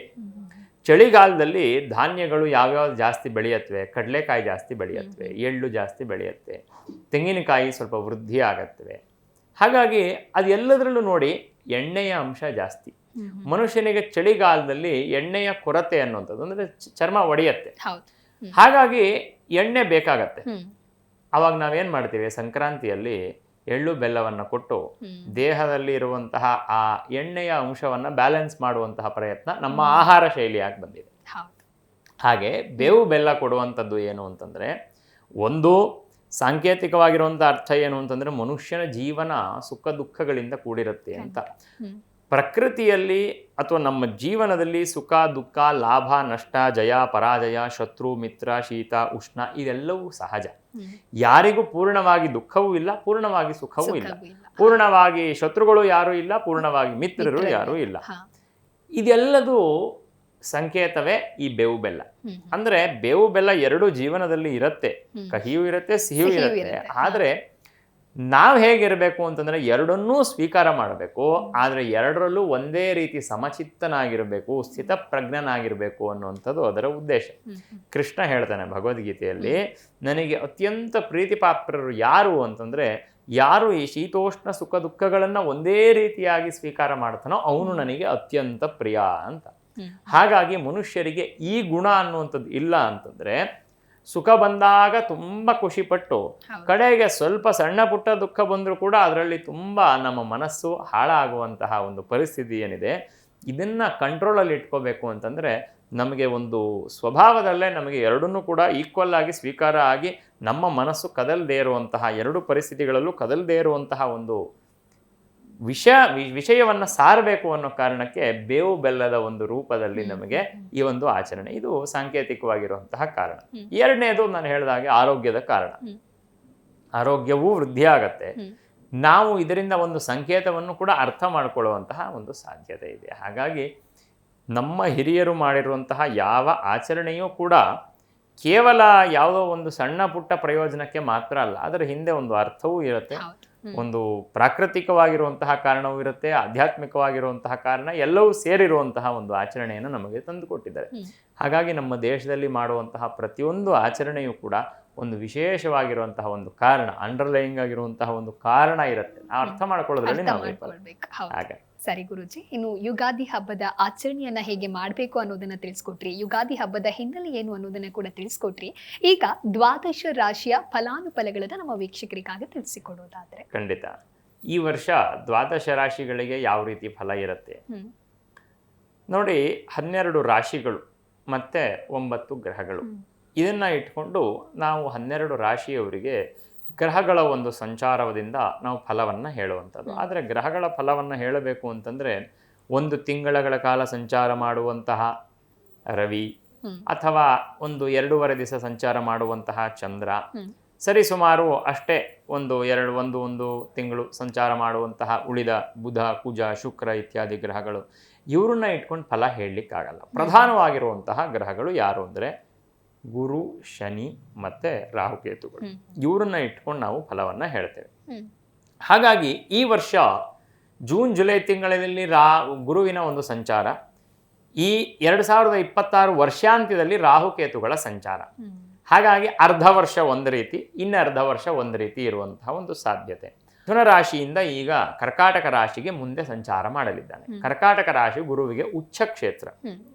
ಉಚ್ಚ ಕ್ಷೇತ್ರ ಆಗಿ ಮೀನರಾಶಿಯ ಮೇಲೆ ಗುರುವಿನ ದೃಷ್ಟಿ, ಮತ್ತೆ ಪಂಚಮ ಸ್ಥಾನ ಆಗಿರುವಂತಹ ವೃಶ್ಚಿಕ ರಾಶಿಯ ಮೇಲೆ ಗುರುವಿನ ದೃಷ್ಟಿ ಇರೋದ್ರಿಂದ ಎರಡೂ ಜಲರಾಶಿಗಳು, ವೃಶ್ಚಿಕ ರಾಶಿ ಮೀನರಾಶಿ ಜಲರಾಶಿ ಆಗಿರುವಂತಹ ಕಾರಣ ಈ ವರ್ಷ ಒಳ್ಳೆ ರೀತಿಯಾಗಿರುವಂತಹ ಮಳೆ ಉಂಟಾಗತ್ತೆ ಅಂತ ಹೇಳೋದ್ರಲ್ಲಿ ಸಂದೇಹನೇ ಇಲ್ಲ. ಒಳ್ಳೆ ಮಳೆ ಉಂಟಾಗತ್ತೆ. ಆದರೆ ದ್ವಾದಶ ರಾಶಿಗಳವ್ರ ಮೇಲೆ ನೋಡಿ, ಪ್ರಕೃತಿಗೆ ಆಗುವಂತಹ ಫಲವನ್ನು ಹೇಳಿದ್ರೆ ಅದು ಸಮಷ್ಟಿಯಲ್ಲಾಯಿತು, ವ್ಯಷ್ಟಿಯಲ್ಲಿ ಅಂದರೆ ವ್ಯಕ್ತಿಗತವಾಗಿ ನಮಗೆ ಹೇಗೆ ಫಲ ಉಂಟಾಗತ್ತೆ ಅಂತಂದರೆ, ಮೇಷರಾಶಿಯವರಿಗೆ ಈ ವರ್ಷ ನೋಡೋದಾದರೆ ನೋಡಿ, 10ನೇ ಮನೆಗೆ ಡಿಸೆಂಬರ್ ನಂತರದಲ್ಲಿ ರಾಹುವಿನ ಒಂದು ಸಂಚಾರ ಉಂಟಾಗತ್ತೆ. ಮೇಷರಾಶಿಯವರು 7.5 ಪ್ರಾರಂಭ ಹಂತದಲ್ಲಿದ್ದಾರೆ. 7.5 ಪ್ರಾರಂಭ ಹಂತದಲ್ಲಿದ್ದಾರೆ. ಗುರು 4ರಲ್ಲಿ ಸಂಚಾರವನ್ನ ಇನ್ನು ಮುಂದೆ ಮಾಡಲಿದ್ದಾನೆ. 4ನೇ ಸ್ಥಾನ ಗುರು ಬಲ ಅಂತ ಹೇಳಲಿಕ್ಕಾಗಲ್ಲ, ಆದ್ರೆ ಇರುವಂತಹ ಒಂದಷ್ಟು ಕಷ್ಟಗಳು ನಿವೃತ್ತಿಯಾಗತ್ತೆ. ಶನಿ 12ನೇ ಮನೆಯಲ್ಲಿ ಸಂಚಾರ ಮಾಡದ ಮೇಲೆ ಇದ್ದಂತಹ ಖರ್ಚುಗಳು ಏನೇನಾಗಿದೆ ಅದೆಲ್ಲವೂ ಕೂಡ ಸ್ವಲ್ಪ ಸ್ಟೆಬಿಲೈಸ್ ಆಗುವಂತಹ ಒಂದು ಸಾಧ್ಯತೆ ಮೇಷರಾಶಿಯವರಿಗೆ ಕಾಣಸಿಗತ್ತೆ. 4ನೇ ಸ್ಥಾನವನ್ನು ತಾಯಿಯ ಸ್ಥಾನ, ಸುಖ ಸ್ಥಾನ, ಕುಟುಂಬ ಸ್ಥಾನ, ವಾಹನ ಸ್ಥಾನ, ಭೂಮಿಯ ಸ್ಥಾನ ಅಂತ ಕರಿತೀವಿ. ಹಾಗಾಗಿ ಮೇಷರಾಶಿಯವರಿಗೆ 9ನೇ ಮನೆ ಅಧಿಪತಿಯಾಗಿರುವಂತಹ ಗುರು 4ರಲ್ಲಿ ಸಂಚಾರವನ್ನು ಮಾಡಬೇಕಾದ್ರೆ ಭೂಮಿಯ ವಿಚಾರದಲ್ಲಿ ಲಾಭ ಉಂಟಾಗುವಂತಹ ಒಂದು ಸಾಧ್ಯತೆ. ಹಾಗಾಗಿ ಭೂಮಿಯ ವಿಚಾರದಲ್ಲಿ ಯಾವುದೋ ತೀರ್ಮಾನ ಆಗದೆ ಇರುವಂತಹ ವಿಚಾರಗಳು ಇತ್ಯಾದಿಗಳೇನಾದ್ರು ಇದ್ದರೆ, ಭೂಮಿಯನ್ನು ಖರೀದಿ ಮಾಡಬೇಕು ಅನ್ನುವಂತಹ ಯೋಚನೆ ಇದ್ದರೆ, ಮನೆಯನ್ನು ನಿರ್ಮಾಣ ಮಾಡಬೇಕು ಅನ್ನುವಂಥದ್ದು ತುಂಬ ದಿವಸದಿಂದ ಏನಾದರೂ ಯೋಚನೆಯನ್ನು ಇಟ್ಕೊಂಡು ಅದನ್ನು ಕಾರ್ಯಗತಕ್ಕೆ ತರಲಿಕ್ಕೆ ಆಗದಿದ್ದರೆ ಗುರುವಿನ ಸಂಚಾರ ಕರ್ಕಾಟಕ ರಾಶಿಯಲ್ಲಿ ಆಗಬೇಕಾದ್ರೆ ಒಳ್ಳೆ ಯೋಗವನ್ನು ತಂದುಕೊಡುವಂತಹ ಸಾಧ್ಯತೆ. ನಮಗೆ ಗೊತ್ತಿರುವಂಥ ರೀತಿಯಲ್ಲಿ ಶನಿ 12ರಲ್ಲಿದ್ದಾನೆ. 7.5 ಅನ್ನುವಂಥದ್ದು ತುಂಬ ಹೆಚ್ಚಾಗಿ ಅನಿಷ್ಟ ಫಲಗಳನ್ನು ಕೊಡುವಂಥದ್ದು, ಪಾಪಗಳು ಜಾಸ್ತಿ ಇರೋರಿಗೆ. ಅಂದರೆ 7.5 ಇವಾಗ ಮೇಷರಾಶಿಯವ್ರಿಗೆ ಇರುತ್ತೆ ಅಂದರೆ ಎಲ್ಲರಿಗೂ ಒಂದೇ ಪ್ರಮಾಣದಲ್ಲಿ ಎಫೆಕ್ಟ್ ಆಗಲ್ಲ ಅಲ್ವಾ. ಯಾರಿಗೆ ಇಮ್ಯುನಿಟಿ ಕಡಿಮೆ ಇರುತ್ತೋ ಅವರಿಗೆ ಕರೋನಾ ಜಾಸ್ತಿ ತೊಂದರೆ ಕೊಡುತ್ತೆ. ಹಾಗೆ ಗ್ರಹಗಳು ಫಲವನ್ನು ಕೊಡುವಂಥದ್ದು ಹೇಗೆ ಅಂತ ಆದರೆ, ಯಾರಿಗೆ ಈ ಪಾಪ ಕರ್ಮಗಳು ಜಾಸ್ತಿ ಇರುತ್ತೆ ಅಂಥವರಿಗೆ ಶನಿ ತುಂಬ ತೊಂದರೆಯನ್ನು ಕೊಡ್ತಾನೆ ಅಂತ. ಶನಿಯ ಒಂದು ಕಾರಕತ್ವ ಇರೋದೇ ಹಾಗೆ. ಪಾಪಕ್ಕೆ ಫಲವನ್ನು ಕೊಡುವಂಥವ್ನು ಶನಿ, ಪುಣ್ಯಕ್ಕೆ ಫಲವನ್ನು ಕೊಡುವಂಥವ್ನು ಗುರು. ಹಾಗಾಗಿ ಗುರು ಶನಿಗಳೇ ತುಂಬ ಪ್ರಧಾನವಾಗಿ ಜಾತಕದಲ್ಲಿ ಅಥವಾ ರಾಶಿಚಕ್ರದಲ್ಲಿ ಕೆಲಸವನ್ನು ಮಾಡುವಂಥವ್ರು. ಮೇಷರಾಶಿಯವರಿಗೆ ಈ ವರ್ಷ ಹೇಳಬೇಕು ಅಂತಂದರೆ ಗುರುವಿನ ಸಂಚಾರದ ನಂತರ ಸ್ವಲ್ಪ ಒಳ್ಳೆ ಫಲಗಳನ್ನು ಅನುಭವಿಸುವಂಥ ಸಾಧ್ಯತೆ ಇದೆ. ಆದರೆ ರಾಹುವಿನ ಸಂಚಾರ ನಮಗೆ ಕರ್ಮಸ್ಥಾನದಲ್ಲಿ ಆದಾಗ ಕರ್ಮಾಧಿಪತಿಯಾಗಿರುವಂತಹ ಕರ್ಮಕಾರಕನೂ ಆಗಿರುವಂತಹ ಶನಿ ವ್ಯಯದಲ್ಲಿದ್ದಾನೆ. ರಾಹು ಡಿಸೆಂಬರ್ ನಂತರ ಕರ್ಮಸ್ಥಾನಕ್ಕೆ ಸಂಚಾರವನ್ನು ಮಾಡ್ತಾನೆ. ಆದ ಕಾರಣ ಎಲ್ಲೋ ಒಂದು ರೀತಿ ಹೇಳಬೇಕು ಅಂತಂದರೆ ಅವರಿಗೆ ಕೆಲಸದ ವಿಚಾರದಲ್ಲಿ ಈ ಡಿಸೆಂಬರ್ ತಿಂಗಳ ನಂತರದಲ್ಲಿ, ಅಂದರೆ 2026 ಡಿಸೆಂಬರ್ ನಂತರದಲ್ಲಿ ಕೆಲಸದ ವಿಚಾರದಲ್ಲಿ ಸ್ವಲ್ಪ ಸ್ಥಾನ ಪಲ್ಲಟ ಆಗುವಂತಹ ಯೋಗಗಳು ಅನ್ನುವಂಥದ್ದು ಕಾಣಸಿಗತ್ತೆ. ಪ್ರಾರಂಭದ 6 ತಿಂಗಳುಗಳು ಚೆನ್ನಾಗಿದ್ದರೆ ಇನ್ನದಾದ 6 ತಿಂಗಳುಗಳು ನಂತರದಲ್ಲಿ ಒಂದು ರೀತಿ ಕೆಲಸದ ವಿಚಾರದಲ್ಲಿ ಸ್ವಲ್ಪ ಮನಸ್ಸಿಗೆ ಹಿಂಸೆ ಆಗುವಂತಹ, ಕೆಲಸದಲ್ಲಿ ಒಂದಷ್ಟು ವ್ಯತ್ಯಾಸಗಳಾಗುವಂತಹ, ಕೆಲಸದಲ್ಲಿ ಬದಲಾವಣೆ ಆಗುವಂತಹ, ಕೆಲಸದಲ್ಲಿ ಮೇಲಧಿಕಾರಿಗಳಿಂದ ಸ್ವಲ್ಪ ತೊಂದರೆಗಳು, ಹಿಂಸೆಗಳು, ಮಾನಸಿಕವಾಗಿ ನೆಮ್ಮದಿ ಇಲ್ಲದಿರುವಿಕೆ ಇದೆಲ್ಲ ಕಾಣಿಸುವಂತಹ ಸಾಧ್ಯತೆ ಮೇಷರಾಶಿಯವರಿಗೆ ಕಾಣಸಿಗುತ್ತೆ. ಮೇಷರಾಶಿಯವರು ಏನು ಮಾಡ್ಬೋದು? ಪ್ರಾರಂಭದಲ್ಲಿ ಏನು ಮಾಡೋದು ಬೇಡ, ನಂತರದಲ್ಲಿ ಸುಬ್ರಹ್ಮಣ್ಯ ಸ್ವಾಮಿಗೆ ಆರಾಧನೆಯನ್ನು ಮಾಡುವಂಥದ್ದು ಡಿಸೆಂಬರ್ ತಿಂಗಳಾದ ನಂತರದಲ್ಲಿ, ಮತ್ತು 7.5 ಪ್ರಭಾವದಿಂದ ಶನೇಶ್ವರ ಸ್ವಾಮಿಯನ್ನು, ಆಂಜನೇಯ ಸ್ವಾಮಿಯನ್ನು ಆರಾಧನೆ ಮಾಡುವಂಥದ್ದು ಮೇಷರಾಶಿಯವರಿಗೆ ಉತ್ತಮ ಫಲಗಳನ್ನು ತಂದುಕೊಡಲಿದೆ. ಇನ್ನು ವೃಷಭ ರಾಶಿಯವರಿಗೆ ನಾವು ನೋಡೋದಾದರೆ, ಇಷ್ಟು ದಿವಸ ಗುರುವಿನ ಬಲ ಇತ್ತು. ಇನ್ನು ಮುಂದೆ ಯುಗಾದಿಯಾಗಿ ಕೆಲವೇ ವಾರಗಳಲ್ಲಿ ಗುರುವಿನ ಸಂಚಾರ ಆಗುವಂಥದ್ದು. ಹಾಗಾಗಿ 1-2 ತಿಂಗಳಲ್ಲಿ ಗುರುವಿನ ಸಂಚಾರ ಆದ ನಂತರದಲ್ಲಿ ಗುರು 3ನೇ ಸ್ಥಾನದಲ್ಲಿ ಉಚ್ಚರಾಶಿಯಲ್ಲಿ ಸಂಚಾರವನ್ನು ಮಾಡುವಂಥದ್ದು. ವೃಷಭ ರಾಶಿಯವರಿಗೆ ಗುರುವಿನ ಬಲ ಅನ್ನುವಂಥದ್ದು ಕಡಿಮೆ ಆಗುತ್ತೆ. ಆದರೆ ಅಷ್ಟೇನಾ ಅಂತಂದರೆ, ವೃಷಭ ರಾಶಿಯವರಿಗೆ ಗುರುವಿನ ಬಲ ಇಲ್ಲದಿದ್ದರೂ ಕೂಡ ಶನಿಯ ಬಲ ಹೆಚ್ಚಾಗಿ ಇದೆ. ಆದ ಕಾರಣ ಕೆಲಸದ ವಿಚಾರದಲ್ಲಿ ಉತ್ತಮವಾಗಿರುವಂತಹ ಪ್ರಗತಿ ಕಾಣಿಸುತ್ತೆ. ಇದ್ದಂತಹ ಹಣದ ಫ್ಲೋ ಅನ್ನೋ ಥರದ್ದು, ಬಿಸ್ನೆಸ್ ಮಾಡ್ತಕ್ಕಂಥವ್ರಿಗೆ ಸ್ವಲ್ಪ ಹಣದ ಫ್ಲೋ ಅನ್ನೋ ಥರದ್ದು ಏನಿತ್ತು ಅದು ಕಡಿಮೆ ಆದರೂ ಕೂಡ, ಯಾರು ವೃಷಭ ರಾಶಿಯವರು ಅಂತಂದರೆ ಒಂದು ನಿರ್ದಿಷ್ಟವಾಗಿರುವಂಥ ಸಂಸ್ಥೆಯಲ್ಲಿ ಕೆಲಸ ಮಾಡ್ತಿರ್ತಾರೆ, ಬಿಸ್ನೆಸ್ ಹೊರತಾಗಿರುವಂಥವ್ರು, ಸ್ವಂತ ಉದ್ಯೋಗ ಮಾಡೋದನ್ನು ಬಿಟ್ಟು ಕೆಲಸ ಅಂತ ಮಾಡತಕ್ಕಂಥವ್ರು ಯಾರಿದ್ದಾರೆ ಅವರಿಗೆ ಈ ವರ್ಷ ಉತ್ತಮವಾಗಿರುವಂಥ ಫಲ ಅನ್ನುವಂಥದ್ದು ಹೇಳ್ಬೋದು. ಆದರೆ ಮುಂದಿನ ದಿನದಲ್ಲಿ 4ನೇ ಸ್ಥಾನದಲ್ಲಿ ಕೇತು ಇರೋದ್ರಿಂದ ಸ್ವಲ್ಪ ಕುಟುಂಬದಲ್ಲಿ ಇದ್ದಂತಹ ಸ್ವಲ್ಪ ನೆಮ್ಮದಿ ಅನ್ನುವಂಥದ್ದು ಹಾಳಾಗುವಂತಹ, ಕುಟುಂಬದಲ್ಲಿ ಇದ್ದಂತಹ ಒಂದಷ್ಟು ಏನು ಆ ಸಮಸ್ಯೆಗಳು ಅಂತಿದೆ ಹಾಗೆ ಮುಂದುವರಿಯುವಂತಹ ಸಾಧ್ಯತೆಗಳು ಅನ್ನುವಂಥದ್ದು ವೃಷಭ ರಾಶಿಯವರಿಗೆ ಕಾಣಸಿಗತ್ತೆ. 9ನೇ ಸ್ಥಾನಕ್ಕೆ ರಾಹುವಿನ ಸಂಚಾರ ಡಿಸೆಂಬರ್ ತಿಂಗಳ ನಂತರದಲ್ಲಿ, ರಾಹುವಿನ ಸಂಚಾರ ಅನ್ನೋ ಥರದ್ದು ಮಕರ ರಾಶಿಗೆ ಆದ ನಂತರದಲ್ಲಿ ಸ್ವಲ್ಪ ತಂದೆಗೆ ಅನಾರೋಗ್ಯ ಉಂಟಾಗುವಂತಹ ಸಾಧ್ಯತೆ, ಮತ್ತೆ ಭಾಗ್ಯಗಳು ಇನ್ವೆಸ್ಟ್ ಮಾಡಿ ಭಾಗ್ಯವನ್ನ ಕಳ್ಕೊಳ್ಳುವಂತಹ ಒಂದು ಸಾಧ್ಯತೆ, ಬರಬೇಕಾದಂತಹ ದುಡ್ಡು ಇತ್ಯಾದಿಗಳೇನಿದ್ರೆ ಅದು ನಷ್ಟ ಆಗುವಂತಹ ಒಂದು ಸಾಧ್ಯತೆ ಇದೆ. ಹಾಗಾಗಿ ಇನ್ವೆಸ್ಟ್ ಮಾಡುವಂಥದ್ದಾಗಿರ್ಬೋದು, ಅಥವಾ ನಿಮಗೆ ಯಾವುದು ಬರಬೇಕು ಅಂತಿದೆಯೋ ಅದನ್ನು ಏನಾದರೂ ಬಿಟ್ಟಿದ್ರೆ ಎಲ್ಲರೂ ಒಳ್ಳೇದಾಗತ್ತೆ, ವೃದ್ಧಿ ಆಗತ್ತೆ ಅಂತ ಅದನ್ನು ಈ ವರ್ಷ ಯೋಚನೆ ಮಾಡಿ ಅದನ್ನು ನಿಮ್ಮ ಕೈಗೆ ಗೂಡಿಸ್ಕೊಂಬಿಡಿ. ಇಲ್ಲ ಅಂತಂದರೆ ಅದು ಮುಂದೆ ತೊಂದರೆ ಆಗುವಂತಹ ಸಾಧ್ಯತೆ ಕಾಣಸಿಗತ್ತೆ.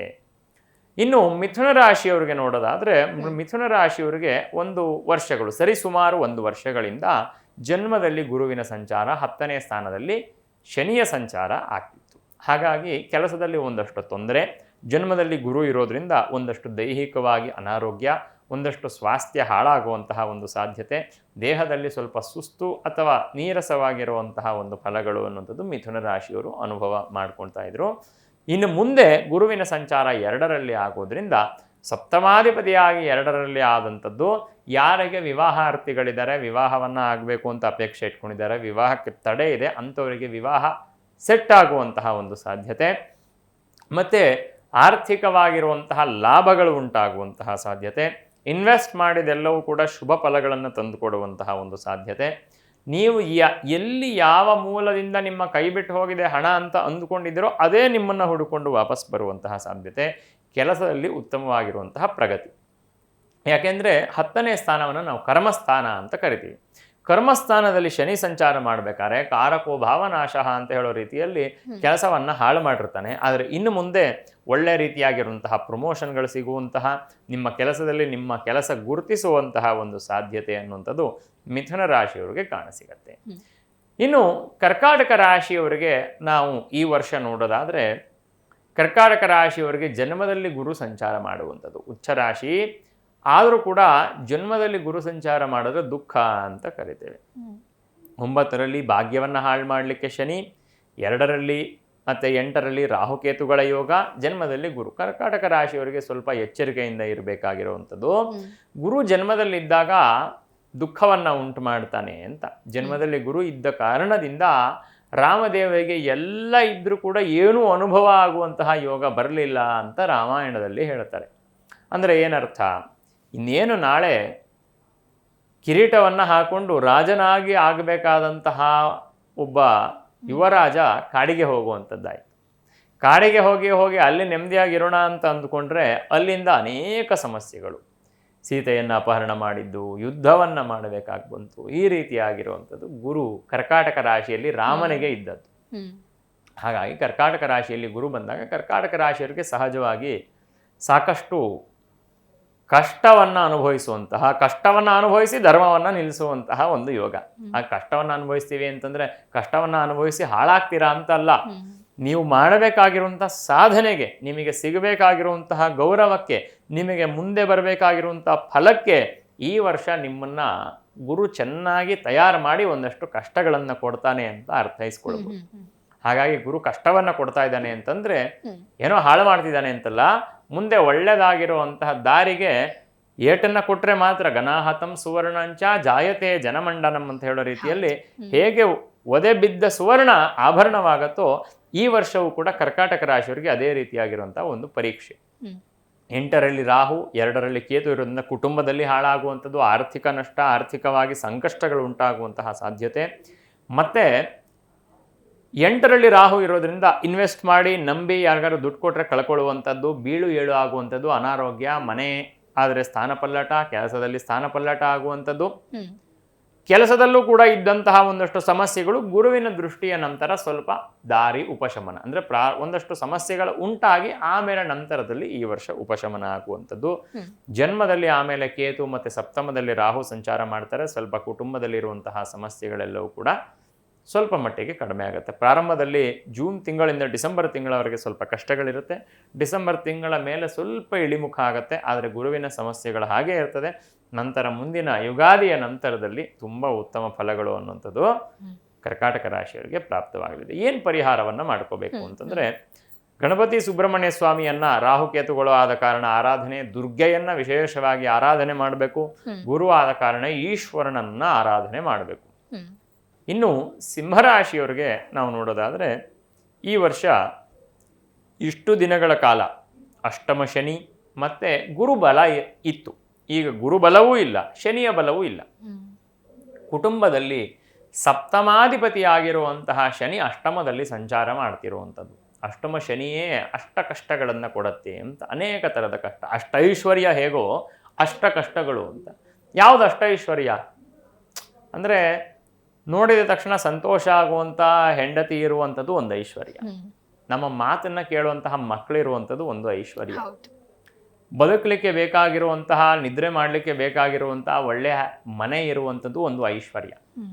ಮತ್ತೆ ಓಡಾಡಲಿಕ್ಕೆ ಒಳ್ಳೆ ವಾಹನ ಬೇಕಾಗಿರುವಂಥದ್ದು ಒಂದು ಐಶ್ವರ್ಯ. ಹಾಗೆ ತಿಂದ ಆಹಾರ ಜೀರ್ಣವಾಗಿ ಯಾವುದೇ ಕಾಯಿಲೆ ಇಲ್ಲದೆ ಇರುವಂತಹ ದೇಹ ಜೀವನ ಇರುವಂಥದ್ದು ಒಂದು ಐಶ್ವರ್ಯ. ಇದೆಲ್ಲವನ್ನ ಹಾಳು ಮಾಡುವಂಥದ್ದು ಅಷ್ಟ ಕಷ್ಟಗಳು ಅಂತ. ಹಾಗಾಗಿ ಕುಟುಂಬದಲ್ಲಿ ಗಂಡ ಹೆಂಡತಿಯರ ಮಧ್ಯೆ ಒಂದಷ್ಟು ಬಿರುಕುಗಳು, ಸಮಸ್ಯೆಗಳು ಉಂಟಾಗುವಂತಹ ಸಾಧ್ಯತೆ. ಅದರ ಜೊತೆಗೆ ದೇಹದಲ್ಲಿ ಅನಾರೋಗ್ಯ. ಜನ್ಮದಲ್ಲೇ ಕೇತು ಇರೋದ್ರಿಂದ ಕೇತು ತೋರಿಸುವಂಥದ್ದು ದೇಹದಲ್ಲಿ ಹೊಟ್ಟೆ ಭಾಗ ಮತ್ತು ಲಿವರ್ ಇತ್ಯಾದಿಗಳನ್ನು, ಸಂದುಗಳನ್ನು ಕೂಡ ತೋರಿಸ್ತಾನೆ. ಜಾಯಿಂಟ್ಸ್, ರಾಹುಕೇತುಗಳಿರುವಂಥದ್ದೆಲ್ಲ ಸಂದುಗಳಲ್ಲಿ ಅಂತ. ಹಾಗಾಗಿ ಜಾಯಿಂಟ್ಸಲ್ಲಿ ಸ್ವಲ್ಪ ಶನಿ 8ನೇ ಮನೆಯಲ್ಲಿದ್ದಾಗ, ಕೇತು ಜನ್ಮದಲ್ಲಿದ್ದಾಗ ಬಹುತೇಕ ಜಾಯಿಂಟ್ಸಲ್ಲಿ ಪೇಯ್ನ್ ಬರುವಂತಹ ಅಥವಾ ಜಾಯಿಂಟ್ಗಳಿಗೆ ಪೆಟ್ಟಾಗಿ ಬಿದ್ದು ಸಣ್ಣ ಪುಟ್ಟ ಏಟುಗಳಾಗುವಂತಹ ಸಾಧ್ಯತೆ. ಗುರುವಿನ ಬಲವೂ ಕೂಡ ಇರಲ್ಲ. ಆದ ಕಾರಣ ಸಿಂಹರಾಶಿಯವರಿಗೆ ಸಮಸ್ಯೆಗಳು ಅನ್ನುವಂಥದ್ದು ಬೇಕಾದಷ್ಟಿದೆ, ಅನಾರೋಗ್ಯಗಳು ಅಂತ. ಹೀಗೆ ಹೇಳಿದ ತಕ್ಷಣ ಹೆದರ್ಕೊಳ್ಳುವಂಥ ಅವಶ್ಯಕತೆ ಇಲ್ಲ. ಯಾಕೆಂದರೆ ಇದು ಕೇವಲ ರಾಶಿ ಮೇಲೆ ಮಾತ್ರ ನಿರ್ಧಾರ ಆಗಿರುವಂಥದ್ದಲ್ಲ. ನಮ್ಮ ಜನ್ಮ ಕುಂಡಲಿಯೂ ಕೂಡ ಇದಕ್ಕೆ ಮುಖ್ಯ. ಜನ್ಮ ಕುಂಡಲಿಯಲ್ಲಿ ದಶಾಭುಕ್ತಿಗಳ ಪ್ರಕಾರ ಒಳ್ಳೆ ದಶೆಗಳಿತ್ತು ಅಂದರೆ ಇದರ ಕಷ್ಟಗಳು ಅಷ್ಟಾಗಿ ಬರಲ್ಲ. ಹಾಗಾಗಿ ಸಿಂಹರಾಶಿಯವರು ಈ ವರ್ಷ ಗುರುವಿಗೆ, ಶನಿಗೆ ವಿಶೇಷವಾಗಿ ಪೂಜೆಯನ್ನು ಮಾಡುವಂಥದ್ದು, ಕಾಲಭೈರವ ಸ್ವಾಮಿಯ ದರ್ಶನವನ್ನು ಮಾಡುವಂಥದ್ದು, ಮತ್ತು ಆಂಜನೇಯ ಸ್ವಾಮಿಗೆ ಪೂಜೆಯನ್ನು ಮಾಡಿಸುವಂಥದ್ದು, ಕುಲದೇವರ ದರ್ಶನವನ್ನು ಅವಶ್ಯವಾಗಿ ಮಾಡುವಂಥದ್ದು. ನಮ್ಮ ಎಲ್ಲ ಸಂಕಷ್ಟಗಳಿಗೂ ಮೊದಲನೇ ಪ್ರತಿಕ್ರಿಯೆ, ಮೊದಲನೇದಾಗಿ ಅನುಗ್ರಹ ಆಗುವಂಥದ್ದು ನಮ್ಮ ಕುಲದೇವರಿಗೆ. ಕುಲದೇವರನ್ನ ಬಿಟ್ಟು ಬೇರೆ ಯಾವ ದೇವರನ್ನ ಎಷ್ಟು ಆರಾಧನೆ ಮಾಡಿದ್ರೂ ಫಲ ಕೊಡಲ್ಲ. ಹಾಗಾಗಿ ಕುಲದೇವರನ್ನ ಹೆಚ್ಚಾಗಿ ಆರಾಧನೆ ಮಾಡುವಂಥದ್ದು ಸಿಂಹರಾಶಿಯವರಿಗೆ ಈ ವರ್ಷ ಉತ್ತಮ ಫಲಗಳನ್ನು ತಂದುಕೊಂಡಿದೆ. ಇನ್ನು ಕನ್ಯಾ ರಾಶಿಯವರಿಗೆ ನೋಡೋದಾದ್ರೆ ಈ ವರ್ಷ ಗುರು ಬಲ ಪ್ರಾಪ್ತವಾಗತ್ತೆ. ಸಪ್ತಮದಲ್ಲಿ ಶನಿ ಇದ್ದಾನೆ. ಶನಿ ಬಲಾನೂ ಇಲ್ಲ, ತುಂಬಾ ತೊಂದರೆಯೂ ಇಲ್ಲ, ಮಧ್ಯಮ ಮಿಶ್ರ ಫಲಗಳನ್ನು ಕೊಡ್ತಾನೆ. ಗುರು ಉತ್ತಮ ಫಲವನ್ನ ತಂದು ಕೊಡ್ತಾನೆ. ಹಾಗಾಗಿ ಮಿಶ್ರ ಫಲಕ್ಕೆ ಅಂತಂದ್ರೆ 50 ಭಾಗ, ಇನ್ನು ಉತ್ತಮ ಫಲಕ್ಕೆ 75 ಭಾಗ ಅಂತ ನಾವು ಆವರೇಜ್ ಇಟ್ಕೊಂಡ್ರೆ ಒಂದು 70 ಭಾಗ ಶುಭ ಫಲಗಳನ್ನೇ ಈ ಕನ್ಯಾ ರಾಶಿಯವರಿಗೆ ಹೇಳ್ಬೋದು. ಗುರು 11ರಲ್ಲಿ ಸಂಚಾರ, ಸಪ್ತಮಾಧಿಪತಿಯಾಗಿ ಏಕಾದಶದಲ್ಲಿ ಸಂಚಾರ ಮಾಡ್ತಿರುವಂಥದ್ದು. ಹೆಂಡತಿಯಿಂದ ಉತ್ತಮವಾಗಿ ಲಾಭ. ನಿಮ್ಮ ಪ್ರೊಫೆಷನಲ್ಲಿ ಹೆಂಡತಿಯ ಇಂಟರ್ವೆನ್ಷನ್ ಇತ್ತು ಅಂತಾದರೆ, ಅಥವಾ ಹೆಂಡತಿಯನ್ನು ಒಡಗೂಡಿ ಇಬ್ಬರು ಗಂಡ ಹೆಂಡತಿಯರು ಸೇರಿ ಏನಾದರೂ ಬಿಸ್ನೆಸ್ಸನ್ನು ಮಾಡಬೇಕು ಅಂತಿದ್ರೆ, ಅಥವಾ ಮದುವೆ ಆಗಿಲ್ಲದೆ ಇರುವಂಥವ್ರಿಗೆ ಮದುವೆ ಆಗಬೇಕು ಅಂತಿದ್ರೆ, ಮದುವೆ ಆಗಿ ಅವರಿಗೆ ಮದುವೆ ಆಗಿರುವಂತಹ ಒಂದು ದೆಸೆಯಿಂದ ಉತ್ತಮವಾಗಿರುವಂತಹ ಫಲಗಳು ಕನ್ಯಾ ರಾಶಿಯವರಿಗೆ ಕಾಣಸಿಗತ್ತೆ. ಸ್ಥಾನದಲ್ಲಿ ಕೇತು ಇದ್ದಾನೆ, ಸ್ವಲ್ಪ ನಿದ್ರೆ ಹಾಳಾಗತ್ತೆ, ಕಣ್ಣಿನಲ್ಲಿ ಸ್ವಲ್ಪ ಸಮಸ್ಯೆಗಳು ಅನ್ನುವಂಥದ್ದು 20-30 ಭಾಗದಷ್ಟು ಅಶುಭ ಫಲಗಳಿರೋ ಕಾರಣ ಒಂದಷ್ಟಾದರೂ ಕೂಡ ಈ ವರ್ಷ ಕನ್ಯಾ ರಾಶಿಯವರಿಗೆ ಉತ್ತಮ ಲಾಭ, ಮಾಡುವಂತಹ ಕೆಲಸದಲ್ಲಿ ಯಶಸ್ಸು, ಅದೇ ರೀತಿ ಕುಟುಂಬದಲ್ಲಿ ಸುಖ, ಶಾಂತಿ, ನೆಮ್ಮದಿಗಳು. ಅದಾದ ನಂತರದಲ್ಲಿ ಶನಿಯ ಮೇಲೆ ಗುರುವಿನ ದೃಷ್ಟಿ ಬರುವ ಕಾರಣದಿಂದ ವೈಮನಸ್ಯಗಳು ಗಂಡ ಹೆಂಡತಿಯರ ಮಧ್ಯೆ ಇದ್ದರೆ ಅದೆಲ್ಲವೂ ಕೂಡ ಕ್ಲಿಯರ್ ಆಗುವಂತಹ, ಅದೆಲ್ಲವೂ ಕೂಡ ಸರಿ ಹೋಗುವಂತಹ ಒಂದು ಸಾಧ್ಯತೆ ಕನ್ಯಾ ರಾಶಿಯವರಿಗೆ ಕಾಣಸಿಗತ್ತೆ. ದೈಹಿಕವಾಗಿ ಇದ್ದಂತಹ ಒಂದಷ್ಟು ಅನಾರೋಗ್ಯಗಳು ನಿವೃತ್ತಿಯಾಗತ್ತೆ. ಅವರಿಗೆ ಅನಾರೋಗ್ಯಕ್ಕಿಂತ ಹೆಚ್ಚಾಗಿ ಮಾನಸಿಕವಾಗಿರುವಂತಹ ಒಂದು ತಡೆ, ಒಂದು ಲೇಜಿನೆಸ್, ಒಂದು ರೀತಿ ಕ್ಲೈಬ್ಯ, ಅಂದರೆ ಮಾಡೋದು ಬೇಡ ಅಂತ ಇದ್ದಂತಹ ಪರಿಸ್ಥಿತಿಯು ಇನ್ನು ಮುಂದೆ ಅವರಿಗೆ ಸರಿ ಹೋಗಿ ಕನ್ಯಾ ರಾಶಿಯವರಿಗೆ ಉತ್ತಮವಾಗಿರುವಂತಹ ಜೀವನ ಈ ವರ್ಷ ಪ್ರಾಪ್ತವಾಗಲಿದೆ. ಇನ್ನು ತುಲಾ ರಾಶಿಯವರಿಗೆ ನಾವು ನೋಡೋದಾದರೆ ಈ ವರ್ಷ ತುಲಾ ರಾಶಿಯವರಿಗೆ ಗುರು 10ನೇ ಮನೆಗೆ ಸಂಚಾರವನ್ನು, ಪ್ರಾರಂಭದಲ್ಲಿ ಗುರುವಿನ ಬಲ ಇದ್ದರೂ ಕೂಡ ನಂತರದಲ್ಲಿ ಗುರು ಕರ್ಮಸ್ಥಾನದಲ್ಲಿ ಸಂಚಾರ ಮಾಡ್ತಾನೆ. ಕರ್ಮಸ್ಥಾನ ಅಶುಭ ಅಂತ ಹೇಳಲಿಕ್ಕಾಗಲ್ಲ. ಈ ವರ್ಷ ಸಾಕಷ್ಟು 2025-26ನೇ ವರ್ಷ ಯುಗಾದಿಯಿಂದ ನಾವು ನೋಡೋದಾದರೆ ತುಂಬ ಉತ್ತಮ ಫಲಗಳನ್ನು ತುಲಾ ರಾಶಿಯವರು ಅನುಭವಿಸಿರ್ತಾರೆ. ಪಂಚಮದಲ್ಲಿ ರಾಹು ಇದ್ದ ಕಾರಣ ಸ್ವಲ್ಪ ವಿದ್ಯಾರ್ಥಿಗಳಿಗೆ ಪೀಡೆ ಉಂಟಾಗಿರುವಂತಹ ಸಾಧ್ಯತೆ, ಅಂದರೆ ವಿದ್ಯೆಯಲ್ಲಿ ಸ್ವಲ್ಪ ತಡೆ ಉಂಟಾಗಿರುವಂತಹ ಸಾಧ್ಯತೆ. ಆದರೆ 6ರಲ್ಲಿ ಶನಿ, 9ರಲ್ಲಿ ಗುರು ಇರೋದ್ರಿಂದ ಬೇರೆ ಎಲ್ಲದರಲ್ಲೂ ಕೂಡ ಉತ್ತಮವಾಗಿರುವಂತಹ ಫಲಗಳು ಪ್ರಾಪ್ತವಾಗುವಂತಹ ಸಾಧ್ಯತೆ ತುಲಾ ರಾಶಿಯವರಿಗೆ ಇತ್ತು. ಇನ್ನು ಮುಂದೆ ಕೆಲಸದಲ್ಲಿ ಸ್ವಲ್ಪ ಸ್ಟ್ರೆಸ್ ಹೆಚ್ಚಾಗುವಂತಹ ಸಾಧ್ಯತೆ, ಸ್ವಲ್ಪ ಸೊಂಟ ಭಾಗ ಮತ್ತು ಕಟಿ ಭಾಗದಲ್ಲಿ, ಸೊಂಟ ಕಟಿ ಭಾಗ ಅಂದರೆ ಬೆನ್ನಿನ ಹಿಂದೆ ಭಾಗದಲ್ಲಿ ಅಲ್ಲೆಲ್ಲ ಸ್ವಲ್ಪ ನೋವು ಉಂಟಾಗುವಂತಹ ಒಂದು ಸಾಧ್ಯತೆ, ಹಾಗಾಗಿ ತಲೆನೋವು ಉಂಟಾಗುವಂತಹ ಒಂದು ಸಾಧ್ಯತೆ, ಇದೆರಡು ಕೂಡ ಸಾಧ್ಯತೆ ಇದೆ. ಕೆಲಸದಲ್ಲಿ ಸ್ಟ್ರೆಸ್ಸು ಹೆಚ್ಚಾಗಿ ಸ್ವಲ್ಪ ಶ್ರಮ ಜಾಸ್ತಿಯಾಗಿ ನಿಮಗೆ ಅದರಿಂದ ಸ್ವಲ್ಪ ಮೈಕೈ ನೋವು, ಸ್ವಲ್ಪ ಇದನ್ನು ಕಾನ್ಸಂಟ್ರೇಟ್ ಮಾಡಲಿಕ್ಕೆ ಆಗ್ತಿಲ್ಲ ಅನ್ನುವಂತಹ ಪರಿಸ್ಥಿತಿ ಗುರುವಿನ ಸಂಚಾರ ಆದ ನಂತರದಲ್ಲಿ ಈ ತುಲಾರಾಶಿಯವರಿಗೆ ಕಾಣಸಿಗತ್ತೆ. ಇಷ್ಟಕ್ಕೆ ಹೊರತಾಗಿ, ಈ ಸಮಸ್ಯೆಗಳಿಗೆ ಹೊರತಾಗಿ ದೊಡ್ಡದಾಗಿರುವಂತಹ ಯಾವುದೇ ಸಮಸ್ಯೆಗಳು ಇಲ್ಲ. ಮಧ್ಯಮವಾಗಿರುವಂತಹ ಮಿಶ್ರವಾಗಿರುವಂತಹ ಫಲವನ್ನು ತುಲಾರಾಶಿಯವರು ಅನುಭವ ಮಾಡ್ತಾರೆ. ತುಲಾರಾಶಿಯವರಿಗೆ ಗುರುವಿಗೆ ಸಂಬಂಧವಾಗಿರುವಂತಹ ಪೂಜೆಯನ್ನು ಮಾಡಿಸುವಂಥದ್ದು, ರಾಹುವಿಗೆ ಕೇತುವಿಗೆ ಸಂಬಂಧವಾಗಿರುವಂತಹ ಪೂಜೆಯನ್ನು ಮಾಡಿಸುವಂಥದ್ದು, ಗಣಪತಿಯನ್ನು ವಿಶೇಷವಾಗಿ ಆರಾಧನೆ ಮಾಡಬೇಕು. ಬರುವಂತಹ ಲಾಭಕ್ಕೆ ತಡೆ ಉಂಟು ಮಾಡಿಕೊಡುವಂತಹ ರೀತಿಯಲ್ಲಿ ಕೇತು ಸ್ವಲ್ಪ ತೊಂದರೆಯನ್ನು ಕೊಡ್ಬೋದು. ಗಣಪತಿಗೆ ಪೂಜೆ ಮಾಡಿಸಿದಾದರೆ ವಿಘ್ನಗಳೆಲ್ಲವೂ ಕೂಡ ನಿವೃತ್ತಿ ಆಗತ್ತೆ. ಸ್ವಲ್ಪ ಕೆಲಸದ ವಿಚಾರದಲ್ಲೇ ಆಂತರಿಕವಾಗಿ ಸ್ಥಾನಪಲ್ಲಟ ಆಗುವಂತಹ ಒಂದು ಯೋಗ ಇದೆ. ಇನ್ನು ರೈತರು ಯಾರಿರ್ತಾರೆ ಅಥವಾ ಕೃಷಿಯನ್ನು ಆಧಾರ ಮಾಡ್ಕೊಂಡು ಯಾರಿರ್ತಾರೆ ಅಂಥವ್ರಿಗೆ ಉತ್ತಮ ಫಲ. ಬಿಸ್ನೆಸ್ಸನ್ನು ಮಾಡ್ತಕ್ಕಂಥವ್ರಿಗೆ, ತುಲಾ ರಾಶಿಯವರಿಗೆ ಈ ವರ್ಷ ಉತ್ತಮವಾಗಿರುವಂಥ ಒಂದು ಫಲಗಳು ಪ್ರಾಪ್ತವಾಗತ್ತೆ. ಬಿಸ್ನೆಸ್ಸನ್ನು ಮಾಡ್ತಕ್ಕಂಥವ್ರಿಗೆ ಸ್ವಲ್ಪ ಬಿಸ್ನೆಸ್ಸಲ್ಲೂ ಹೆಚ್ಚು ಮಾರ್ಗದರ್ಶನ, ಆಮೇಲೆ ಜನಗಳ ಸಹಕಾರ ಅನ್ನುವಂಥದ್ದು ಉತ್ತಮವಾಗಿ ಸಿಗುವಂತಹ ಒಂದು ಸಾಧ್ಯತೆ ಈ ತುಲಾ ರಾಶಿಯವರಿಗೆ ಕಾಣಸಿಗತ್ತೆ. ಇನ್ನು ವೃಶ್ಚಿಕ ರಾಶಿಯವರಿಗೆ ಈ ವರ್ಷ ನೋಡೋದಾದರೆ, ಒಂದು ವರ್ಷ ತುಂಬ ಕಷ್ಟವನ್ನು ಅನುಭವಿಸಿದ್ರು. ಪಂಚಮ ಶನಿ, ಅಷ್ಟಮ ಗುರು, ಒಂದು ರೀತಿ ಸಿಂಹರಾಶಿಯವ್ರಿಗೆ ಏನು ಕಷ್ಟಗಳಿತ್ತೋ ಈ ವರ್ಷ ಅದೇ ರೀತಿಯಾಗಿರುವಂತಹ ಕಷ್ಟಗಳು ವೃಶ್ಚಿಕ ರಾಶಿಯವ್ರಿಗಿತ್ತು. ಇನ್ನು ಮುಂದೆ ಆ ಕಷ್ಟಗಳೆಲ್ಲವೂ ಕೂಡ ದೂರವಾಗುವಂತಹ, ಹೇಗೆ ಕತ್ತಲೆ ಸೂರ್ಯೋದಯ ಆದ ತಕ್ಷಣ ಕತ್ತಲೆ ಸಹಜವಾಗಿ ಹೊಟ್ಟೋಗುತ್ತೆ, ಹಾಗೆ ಗುರು 9ನೇ ಮನೆಯಲ್ಲಿ ಉಚ್ಚ ರಾಶಿಯಲ್ಲಿ ಸಂಚಾರ ಮಾಡ್ತಾನೆ. ಪಂಚಮಾಧಿಪತಿ ಆದ ಕಾರಣ ಹಿಂದೆ ಮಾಡಿರುವಂತಹ ಪುಣ್ಯಗಳೆಲ್ಲವೂ ಕೂಡ ನಿಮಗೆ ಕೆಲಸ ಮಾಡಲಿಕ್ಕೆ ಪ್ರಾರಂಭ ಮಾಡುತ್ತೆ. ಅದರ ಜೊತೆಗೆ ಒಂದು ವರ್ಷ ಏನು ಕಷ್ಟವನ್ನು ಹಾಕಿ ಪ್ರಯತ್ನವನ್ನು ಮಾಡಿದ್ದೀರಾ, ನಿಜವಾಗ್ಲೂ ಆ ಪ್ರಯತ್ನಗಳೆಲ್ಲವೂ ಕೂಡ ಈ ವರ್ಷ ಸಾಫಲ್ಯತೆ ಉಂಟಾಗುವಂತಹ ಒಂದು ಸಾಧ್ಯತೆ ಈ ವೃಶ್ಚಿಕ ರಾಶಿಯವರಿಗೆ ಕಾಣಸಿಗುತ್ತೆ. ವೃಶ್ಚಿಕ ರಾಶಿಯವರಿಗೆ ಕುಟುಂಬದಲ್ಲಿ ಒಂದಷ್ಟು ನೋವು, ಕುಟುಂಬದಲ್ಲಿ ಹಿನ್ನಡೆ, ಮಾನಸಿಕವಾಗಿ ದುಃಖ, 4ನೇ ಮನೆಯಲ್ಲಿ ರಾಹು ಇರೋದನ್ನು ತಾಯಿಗೆ ಅನಾರೋಗ್ಯ, ಅದೇ ರೀತಿ ವಾಹನವನ್ನು ಖರೀದಿ ಮಾಡಬೇಕು ಅಂತಂದರೆ ಆಗ್ತಿಲ್ಲ, ವಾಹನದ ವಿಚಾರದಲ್ಲಿ ಖರ್ಚು, ಮನೆಯ ವಿಚಾರದಲ್ಲಿ ಬದಲಾವಣೆ ಇತ್ಯಾದಿಗಳ ಯೋಚನೆ, ಅಥವಾ ನಿಮ್ಮ ಭೂಮಿಯ ವಿಚಾರದಲ್ಲಿ ಖರ್ಚು, ಇದೆಲ್ಲವೂ ಕೂಡ ಆಗಿದೆ. ಆದರೆ ಅದೆಲ್ಲವೂ ಕೂಡ ಹೊರಗಡೆ ಬರುವಂತಹ ಸಾಧ್ಯತೆ, ಮಾಡಿದಂತಹ ಖರ್ಚು ಸಾಫಲ್ಯ ಆಗುವಂತಹ, ಮಾಡಿದಂತಹ ಪ್ರಯತ್ನ ಸಾಫಲ್ಯ ಆಗುವಂತಹ, ಅನುಭವಿಸಿದಂತಹ ಕಷ್ಟ ನಿವೃತ್ತಿ ಆಗುವಂತಹ ಒಂದು ಸಾಧ್ಯತೆ ಈ ವರ್ಷ ಕಾಣಸಿಗತ್ತೆ. ಹಾಗಾಗಿ ಮಾಡುವಂಥ ಕೆಲಸದಲ್ಲಿ ಅನುಕೂಲ ಆಗತ್ತೆ. ಇಷ್ಟಪಟ್ಟಿದ್ರೆ ಮದುವೆ ಮಾಡಬೇಕು ಅಂತ ಅಂದ್ಕೊಂಡಿದ್ರೆ ಆಗ್ತಿಲ್ಲ, ಸ್ವಲ್ಪ ತಡೆಗಳು ಅನ್ನುವಂಥದ್ದಿದ್ರೆ ಅದು ವಿವಾಹವೂ ಕೂಡ ಇಷ್ಟಪಟ್ಟ ವಿವಾಹ ಆಗುವಂತಹ ಒಂದು ಸಾಧ್ಯತೆಗಳು ಕೂಡ ಇದೆ. ಹಾಗನ್ಬಿಟ್ಟು ಯಾರೋ ಹೊಸದಾಗಿ ಹೋಗಿ ಇಷ್ಟಪಡ್ಲಿಕ್ಕೆ ಪ್ರಾರಂಭ ಮಾಡಬೇಡಿ. ಆದರೆ ಇಷ್ಟಪಟ್ಟರು ಕೂಡ ಯೋಚನೆ ಮಾಡಿ ಮಾಡಬೇಕು. ಹಾಗಾಗಿ ವಿದ್ಯಾಭ್ಯಾಸವನ್ನು ಮಾಡುವಂತಹ ಕಾಲದಲ್ಲಿ ಅದನ್ನು ಯೋಚನೆ ಮಾಡದೇ ಇರುವಂಥದ್ದು ತುಂಬ ಒಳ್ಳೆಯದು. ಆದರೆ ಅದೆಲ್ಲವೂ ಕೂಡ ವಿವಾಹದಲ್ಲಿ ಇದ್ದಂಥ ತಡೆಗಳು ಕೂಡ ನಿವೃತ್ತಿ ಆಗುವಂಥದ್ದು. ಇನ್ನು ಸಂತಾನಾಪೇಕ್ಷೆಗಳು, ಯಾಕೆಂದರೆ ಪಂಚಮ ಸ್ಥಾನವನ್ನು ನಾವು ಸಂತಾನ ಸ್ಥಾನ, ಹಾಗಾಗಿ ಪುತ್ರಸ್ಥಾನ ಅಂತ ಕರಿತೀವಿ. ಮಕ್ಕಳು ಉಂಟಾಗುವಂತಹ ಸಾಧ್ಯತೆ, ಮಕ್ಕಳು ಯಾರಿಗೆ ಅಪೇಕ್ಷೆ ಇರುತ್ತೋ ಅಂಥವರಿಗೆ ಸಂತಾನದ ಯೋಗ, ಕುಟುಂಬದಲ್ಲಿದ್ದಂತಹ ಸಮಸ್ಯೆಗಳೆಲ್ಲವೂ ಕೂಡ ನಿವೃತ್ತಿ, ಕೆಲಸ ಕಾರ್ಯಗಳಲ್ಲಿ ಯಶಸ್ಸು ಅನ್ನುವಂಥದ್ದು ವೃಶ್ಚಿಕ ರಾಶಿಯವರಿಗೆ ಕಾಣಲಿದೆ. ಇನ್ನು ಧನುರ್ರಾಶಿಯವರಿಗೆ ಈ ವರ್ಷ ನಾವು ನೋಡೋದಾದರೆ, 2026ರಲ್ಲಿ ಧನುರ್ರಾಶಿಯವರಿಗೆ ಪ್ರಾರಂಭದಲ್ಲಿ ಸ್ವಲ್ಪ ಗುರುವಿನ ಬಲ ಇರೋ ಕಾರಣ ಸಪ್ತಮ ಸ್ಥಾನದಲ್ಲಿ ಗುರು ಇದ್ದಾನೆ, ಬಾಧಾರಾಶಿಯೂ ಹೌದು. ಆದರೆ ಒಂದಷ್ಟು ಒಳ್ಳೆಯ ಫಲಗಳನ್ನು ಪ್ರಾರಂಭದಲ್ಲಿ ಅನುಭವಿಸಿರ್ತಾರೆ. ನಂತರದಲ್ಲಿ ಅಷ್ಟಮಕ್ಕೆ ಹೋದ್ಮೇಲೆ ಸ್ವಲ್ಪ ಸುಖ ಹಾಳಾಗತ್ತೆ, ಸ್ವಲ್ಪ ಆರೋಗ್ಯ ಹಾಳಾಗತ್ತೆ. ತಂದೆಗೆ ಸ್ವಲ್ಪ ಅನಾರೋಗ್ಯ, ತಂದೆಗೆ ಸ್ವಲ್ಪ ತೊಂದರೆ ಉಂಟಾಗತ್ತೆ. ಅದರ ಜೊತೆಗೆ ಎಲ್ಲೋ ಅವರಿಗೆ ಈ ಡಯಾಬಿಟಿಸ್ ಇರ್ತಕ್ಕಂಥವ್ರು ಅಥವಾ ಬಾರ್ಡ್ರಲ್ಲಿ ಇರ್ತಕ್ಕಂಥವ್ರು ಒಳಗಡೆ ಬಂದ್ಬಿಡ್ತಾರೆ. ಅಂದರೆ ಡಯಾಬಿಟಿಸ್ ಸರ್ಕಲ್ ಒಳಗಡೆ ಬರುವಂತಹ ಸಾಧ್ಯತೆ. ಜ್ಯೋತಿಷ್ಯ ಅನ್ನೋ ಥರದ್ದು ನೋಡಿ, ಜ್ಯೋತಿಷ್ಯ ಅನ್ನೋ ಥರದ್ದು ಹೇಗೆ ಅಂತಂದರೆ ಅದನ್ನು ಯಾವ ಕಾಲಮಾನಕ್ಕೆ ಯಾವ ಪರಿಸ್ಥಿತಿಗೆ ಬೇಕಂದ್ರೂ ಅಪ್ಲೈ ಮಾಡ್ಬೋದು.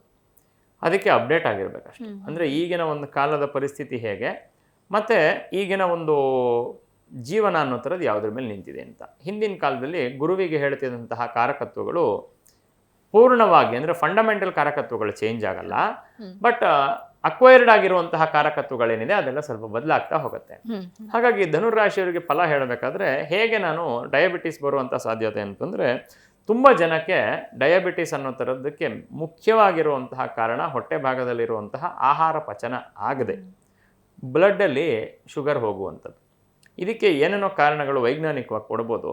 ಆದರೆ ಈ ಥರ ಆಗುವಂತಹ ಒಂದು ಪರಿಸ್ಥಿತಿಗೆ ಗುರುವಿನ ಕಾರಕತ್ವ ಜಾತಕದಲ್ಲಿ ನಾವು ತುಂಬ ಜಾತಕ ನೋಡಿ ಅನುಭವ ಆಗಿರುವಂಥದ್ದು ಏನು ಅಂತಂದರೆ ತುಂಬ ಪ್ರಧಾನವಾಗಿರುವಂಥ ಕಾರಣ ಇರುತ್ತೆ. ಗುರು ಚೆನ್ನಾಗಿಲ್ಲ ಅಂತಂದರೆ ಅಂಥವರಿಗೆ ಹತ್ತಿರದಲ್ಲಿದ್ದರು ಅಂತಂದರೆ ಲಿವರು ಮತ್ತು ಈ ಡಯಾಬಿಟೀಸ್ ಸಂಬಂಧವಾಗಿರುವಂಥ ವೀಕ್ನೆಸ್ ಸಹಜವಾಗಿ ಕಾಣುತ್ತೆ. ಎಚ್ಚರಿಕೆ ಇರಬೇಕು. ಮತ್ತು ನಮ್ಮ ದೇಶ ಇವತ್ತು ತುಂಬ ಬೇಜಾರಾಗತ್ತೆ.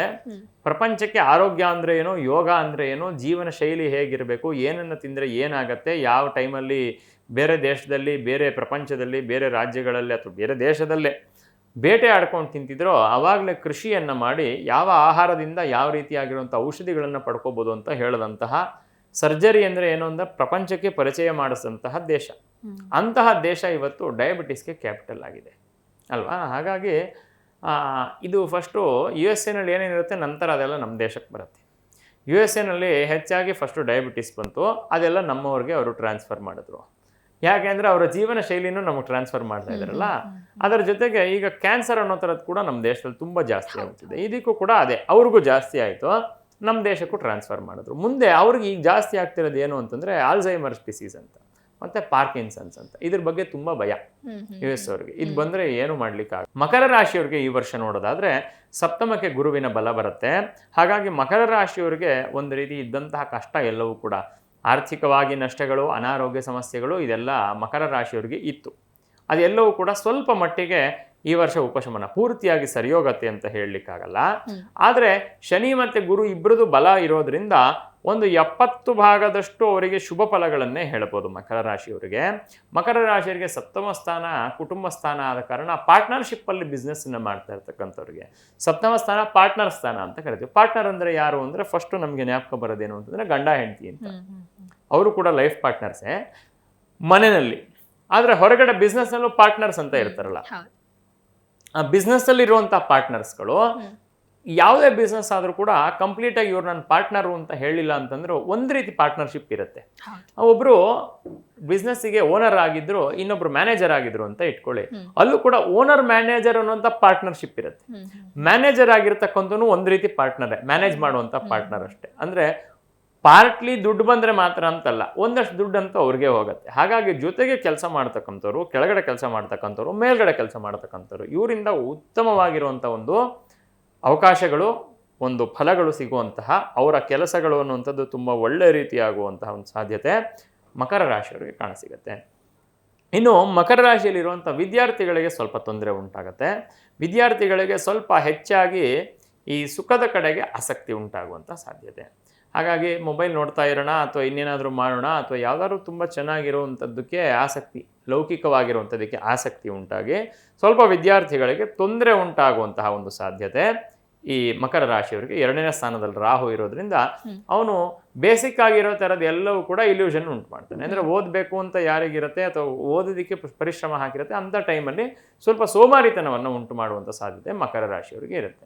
ಅದಕ್ಕೆ ಹೊರತಾಗಿ ವಯಸ್ಸಾದವರಿಗೆ ಸ್ವಲ್ಪ ದೈಹಿಕವಾಗಿ ಅನಾರೋಗ್ಯಗಳು ಅನ್ನುವಂಥದ್ದು ಉಂಟಾಗತ್ತೆ. ಸ್ವಲ್ಪ ವಯಸ್ಸು ಹೆಚ್ಚಾಗಿರತಕ್ಕಂಥವ್ರಿಗೆ, ಅಂಥವ್ರಿಗೆ ಈ ಏನಾಗಿದೆ ಅಂತ ಅನಾರೋಗ್ಯ ಗೊತ್ತಾಗಲ್ಲ, ಆದರೆ ಅನಾರೋಗ್ಯದ ವಿಚಾರದಲ್ಲಿ ಸಫರಿಂಗ್ ಅನ್ನೋ ಥರದ್ದು ಕಾಣಿಸುತ್ತೆ.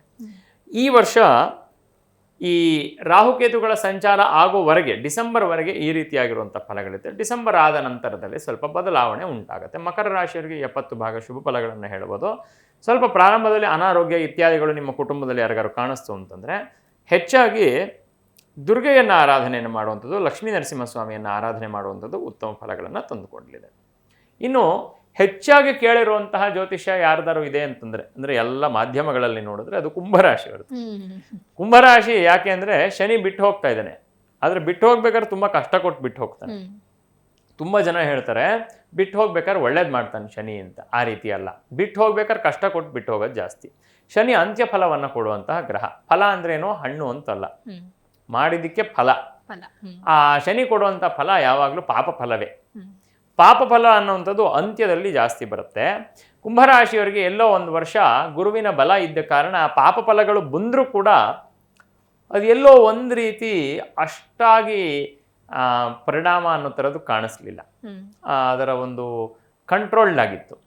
ಇನ್ನು ಮುಂದೆ ಸ್ವಲ್ಪ ಇನ್ನೊಂದು 6 ತಿಂಗಳು 8 ತಿಂಗಳ ಕಾಲ, ಜೂನ್ ತಿಂಗಳಿಂದ ಒಂದು ಈ ವರ್ಷಾಂತ್ಯದವರೆಗೆ ಕುಂಭರಾಶಿಯವರಿಗೆ ಸ್ವಲ್ಪ ಅನಿಷ್ಟ ಫಲಗಳಿರುತ್ತೆ. ಆರೋಗ್ಯದ ವಿಚಾರದಲ್ಲಿ ಮತ್ತು ಕೆಲಸದ ವಿಚಾರದಲ್ಲಿ ಸ್ವಲ್ಪ ಹೆಚ್ಚು ವ್ಯಯ ಆಗುವಂತಹ, ತಪ್ಪು ನಿರ್ಧಾರಗಳನ್ನು ತಗೊಂಡು ಹಣ ವ್ಯಯ ಆಗುವಂತಹ ಒಂದು ಸಾಧ್ಯತೆ ಅನ್ನುವಂಥದ್ದು ಈ ಕುಂಭರಾಶಿಯವರಿಗೆ ಇರುತ್ತೆ. ಹಾಗಾಗಿ ನಿಮ್ಮ ಆರ್ಥಿಕ ಸ್ಥಿತಿಯನ್ನು ತುಂಬ ಎಚ್ಚರಿಕೆಯಿಂದ ಇಟ್ಕೋಬೇಕಾಗತ್ತೆ. ಕುಟುಂಬದಲ್ಲಿ ಬೇಡದೇ ಇರುವಂತಹ ಮಾತುಗಳಿಂದ ಕುಟುಂಬದಲ್ಲಿ ಸ್ವಲ್ಪ ಏರುಪೇರು ಆಗುವಂಥದ್ದು, ಅದರಿಂದ ಸ್ವಲ್ಪ ಕುಟುಂಬದಲ್ಲಿ ಭಿನ್ನಾಭಿಪ್ರಾಯ ವೈಮನಸ್ಯಗಳು ಬರುವಂತಹ ಸಾಧ್ಯತೆ ಇದೆ. ಅದರ ಜೊತೆಗೆ ಈ ಡೈಜೆಷನ್ ಪ್ರಾಬ್ಲಮ್ ಬರುವಂತಹ ಸಾಧ್ಯತೆ ಕುಂಭರಾಶಿಯವರಿಗೆ ತುಂಬ ಇದೆ. ಹಾಗಾಗಿ ಹೊಟ್ಟೆಗೆ ಸಂಬಂಧಪಟ್ಟಿರುವಂತಹ ಪ್ರಾಬ್ಲಮ್ಮೇ, ಆದರೆ ಇದು ದೊಡ್ಡದಾಗಿ ರೋಗವಾಗಿ ಬರುವಂತಹ ಸಾಧ್ಯತೆ ಇಲ್ಲ. ಇವರಿಗೆ ಬರೀ ಸಫರಿಂಗ್ ಅಂದರೆ ಹೊಟ್ಟೆಯ ವಿಚಾರದಲ್ಲೇ ತುಂಬ ಸಫರ್ ಮಾಡುವಂತಹ ಸಾಧ್ಯತೆ ಕುಂಭರಾಶಿಯವರಿಗೆ ಕಾಣಸಿಗುತ್ತೆ. ಇನ್ನು ಕುಂಭರಾಶಿಯವರು ಏನು ಒಂದು ಪರಿಹಾರವನ್ನು ಮಾಡ್ಕೋಬೋದು ಅಂತಾದರೆ, ಕುಂಭರಾಶಿಯವರು ಅವಶ್ಯವಾಗಿ ಹೇಳುವಂಥದ್ದು ಅಂತಂದರೆ ರುದ್ರಾಭಿಷೇಕವನ್ನು ಮಾಡಿಸುವಂಥದ್ದು. ಕುಲದೇವರಿಗೆ ಮತ್ತು ಈಶ್ವರನಿಗೆ ರುದ್ರಾಭಿಷೇಕವನ್ನು ಮಾಡಿಸುವಂಥದ್ದು ಕುಂಭರಾಶಿಯವರಿಗೆ ಉತ್ತಮ ಫಲವನ್ನು ತಂದುಕೊಡಲಿದೆ. ಕುಂಭರಾಶಿಯವರು ಸಹಜವಾಗಿ ಅವರಿಗೆ ಈ ಕುಟುಂಬದಲ್ಲೆಲ್ಲ ಸಮಸ್ಯೆ ಬರಲಿಕ್ಕೆ ಕಾರಣ ಏನು ಅಂತಂದರೆ, ಅವರಿಗೆ ಒಂದು ಗುಣ ಇರುತ್ತೆ. ಆ ಗುಣ ಅವರಿಗೆ ಪಾಸಿಟಿವ್ ಆಗೂ ಹೇಳ್ಬೋದು, ನೆಗೆಟಿವ್ ಆಗೂ ಹೇಳ್ಬೋದು. ಅವರಿಗೆ ಮೆರಿಟು ಅದೇ, ಡಿಮೆರಿಟು ಅದೇ. ತುಂಬ ವಿಚಾರ ತಿಳ್ಕೊಂಡಿರ್ತಾರೆ ಕುಂಭರಾಶಿಯವರು. ಅವರಿಗೆ ಕುಂಭದಲ್ಲಿ ಕೈ ಹಾಕಿದಷ್ಟು ಸಿಗತ್ತೆ ಅನ್ನುವಂಥ ರೀತಿಯಲ್ಲಿ ಕುಂಭರಾಶಿಯವರಿಗೆ ಇಂಥ ವಿಚಾರ ಗೊತ್ತಿರಲ್ಲ ಅನ್ನುವಂಥದ್ದು ಇರಲ್ಲ. ಅಷ್ಟು ತಲೆ ಯೋಚನೆ ಇರುತ್ತೆ ಅವ್ರಿಗೆ, ಅಷ್ಟು ಗೊತ್ತಿರುತ್ತೆ. ಆದರೆ ಅವರಿಗೆ ನನಗೆ ಗೊತ್ತಿರೋಷ್ಟು ಯಾರಿಗೂ ಗೊತ್ತಿಲ್ಲ ಅನ್ನುವಂಥ ಒಂದು ಸಮಸ್ಯೆಯೂ ಕೂಡ ಇದೆ. ನಾನು ಮಾಡ್ತಿರೋದು ಸರಿ ಅನ್ನುವಂಥ ದೃಢವಾಗಿರುವಂಥ ಒಂದು ಮನಸ್ಥಿತಿ ಇರುತ್ತೆ. ಇದು ಸ್ವಲ್ಪ ಕುಂಭರಾಶಿಯವರು ಈ ಒಂದು ವಿಚಾರದಿಂದ ಸ್ವಲ್ಪ ಕುಟುಂಬದಲ್ಲಿ ಅವರು ಯಾರು ಹೇಳಿದಿನೋ ಕೇಳದೆ ಸ್ವಲ್ಪ ಸಮಸ್ಯೆಗಳು ಮಾಡ್ಕೋಬೋದು. ಈ ಸಮಸ್ಯೆಗಳನ್ನೆಲ್ಲ ಹೇಳ್ತಿರ್ಬೇಕಾದ್ರೆ ತುಂಬ ಯೋಚನೆ ಮಾಡುವಷ್ಟಿಲ್ಲ. ಅವರ ದಶಾಭುಕ್ತಿಗಳು ಚೆನ್ನಾಗಿದ್ರೆ ಇದೆಲ್ಲವೂ ಕೂಡ ಕಂಟ್ರೋಲ್ಡ್ ಆಗಿರುತ್ತೆ. ಇನ್ನು ಕಡೆಯದಾಗಿ ಮೀನರಾಶಿಯವರು ಉಭಯ ತತ್ವದ ರಾಶಿ ಮತ್ತು ಜಲರಾಶಿ. ಹಾಗಾಗಿ ಅವರು ಮೆಂಟಲಿ ಸ್ವಲ್ಪ ದ್ವಂದ್ವ ಸ್ವಭಾವದವರು, ಯಾವಾಗಲೂ ಬಯಾಸ್ಡ್ ಆಗಿರ್ತಾರೆ. ಮೀನ, ಮಿಥುನ, ಕನ್ಯಾ ಮತ್ತು ಧನು 4 ರಾಶಿಯವರು ಹಾಗೆ, ಮೀನರಾಶಿಯವರು ಸ್ವಲ್ಪ ಹೆಚ್ಚು ಇದರಲ್ಲಿ. ಹಾಗಾಗಿ ಆದ ಕಾರಣ ಮೀನರಾಶಿಯವರಿಗೆ ಈ ವರ್ಷ ನೋಡೋದಾದರೆ ರಾಶ್ಯಾಧಿಪತಿಯಾಗಿ ಪಂಚಮ ಸ್ಥಾನದಲ್ಲಿ ಉಚ್ಚ ರಾಶಿಯಲ್ಲಿ ಸಂಚಾರವನ್ನು ಮಾಡಬೇಕಾದ್ರೆ ಅವರಿಗೆ ಇರುವಂತಹ ದ್ವಂದ್ವಗಳು ನಿವೃತ್ತಿಯಾಗಿ ದೃಢವಾಗಿರುವಂತಹ ರೀತಿ ನಿರ್ಧಾರವನ್ನು ತಗೊಂಡು ಜೀವನವನ್ನು ನಡೆಸುವಂತಹ ಒಂದು ಸಾಧ್ಯತೆ. ಹಾಗಾಗಿ ಮೀನರಾಶಿಯವರಿಗೆ ಜನ್ಮದಲ್ಲಿ ಶನಿ ಇದ್ದಾನೆ, ತುಂಬ ಡಿಮೋಟಿವೇಟ್ ಆಗಿಬಿಟ್ಟಿರ್ತಾರೆ. ಎಲ್ಲ ವಿಚಾರದಲ್ಲೂ ತಲೆನೋವು ಅವರೇ ಸಹಜವಾಗಿ ಮಾಡ್ಕೋತಿರ್ತಾರೆ. ಬೇಡದೇ ಇರುವಂತಹ ವಿಚಾರವನ್ನು ಅವ್ರ ತಲೆ ಮೇಲೆ ಎಳ್ಕೊಂಡು ಅದನ್ನು ಮನಸ್ಸಿಗೆ ಇಟ್ಕೊಂಡು ಕೊರಗಿ, ಆಮೇಲೆ ಮೀನರಾಶಿಯವರಿಗೆ ಒಂದು ವರ್ಷಗಳು ಹೇಗಾಗಿದೆ ಫಲ ಅಂತಂದರೆ, ಯಾವುದಾದ್ರು ಒಂದು ಸಣ್ಣ ಪುಟ್ಟ ಮಾತು ಅಥವಾ ನಮಗೆ ಹತ್ತಿರ ಇರತಕ್ಕಂಥವ್ರು ಹೇಳುವಂಥ ಸಣ್ಣ ಪುಟ್ಟ ವಿಚಾರವೇ ತುಂಬ ತಲೆ ಕೆಡಿಸ್ಕೊಂಡು ಅವರಿಗೆ ಒಂದಷ್ಟು ಅದನ್ನು ಮಾನಸಿಕವಾಗಿ ಕ್ಲೇಶವಾಗಿ ಪರಿಣಾಮ ಆಗುವಂಥ ಒಂದು ಸಾಧ್ಯತೆ ಇತ್ತು. ಅದೆಲ್ಲವೂ ಕೂಡ ನಿವೃತ್ತಿ ಆಗುವಂತಹ ಒಂದು ಸಾಧ್ಯತೆ ಇದೆ ಈ ವರ್ಷ. ಯಾಕೆಂದರೆ ಉಚ್ಚ ರಾಶಿಯಲ್ಲಿ ರಾಶ್ಯಾಧಿಪತಿ ಸಂಚಾರ ಮಾಡಬೇಕಾದ್ರೆ ರಾಶಿಗೆ ಹೇಳಿರುವಂತಹ ಶುಭ ಫಲಗಳು ಅನ್ನೋಂಥದ್ದೆಲ್ಲವೂ ಕೂಡ ಪ್ರಾಪ್ತವಾಗುತ್ತೆ. ಮಾಡುವಂತಹ ಕೆಲಸ ಕಾರ್ಯಗಳಲ್ಲಿ ಯಶಸ್ಸು ಮತ್ತು ಇದ್ದಂತಹ ಅನಾರೋಗ್ಯ, ತಲೆನೋವು ಇತ್ಯಾದಿಗಳೆಲ್ಲವೂ ಕೂಡ ದೂರವಾಗುತ್ತೆ. ದೇಹದಲ್ಲಿ ಒಂದು ವರ್ಷ ಸ್ವಾಸ್ಥ್ಯ ಇಲ್ಲ ಅಂತ ಅನಿಸ್ತಿತ್ತು.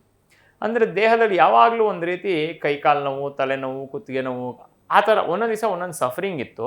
ಅದೆಲ್ಲವೂ ಕೂಡ ನಿವೃತ್ತಿ ಆಗುವಂತಹ ಒಂದು ಸಾಧ್ಯತೆ ಮೀನರಾಶಿಯವರಿಗೆ ಕಾಣಸಿಗತ್ತೆ.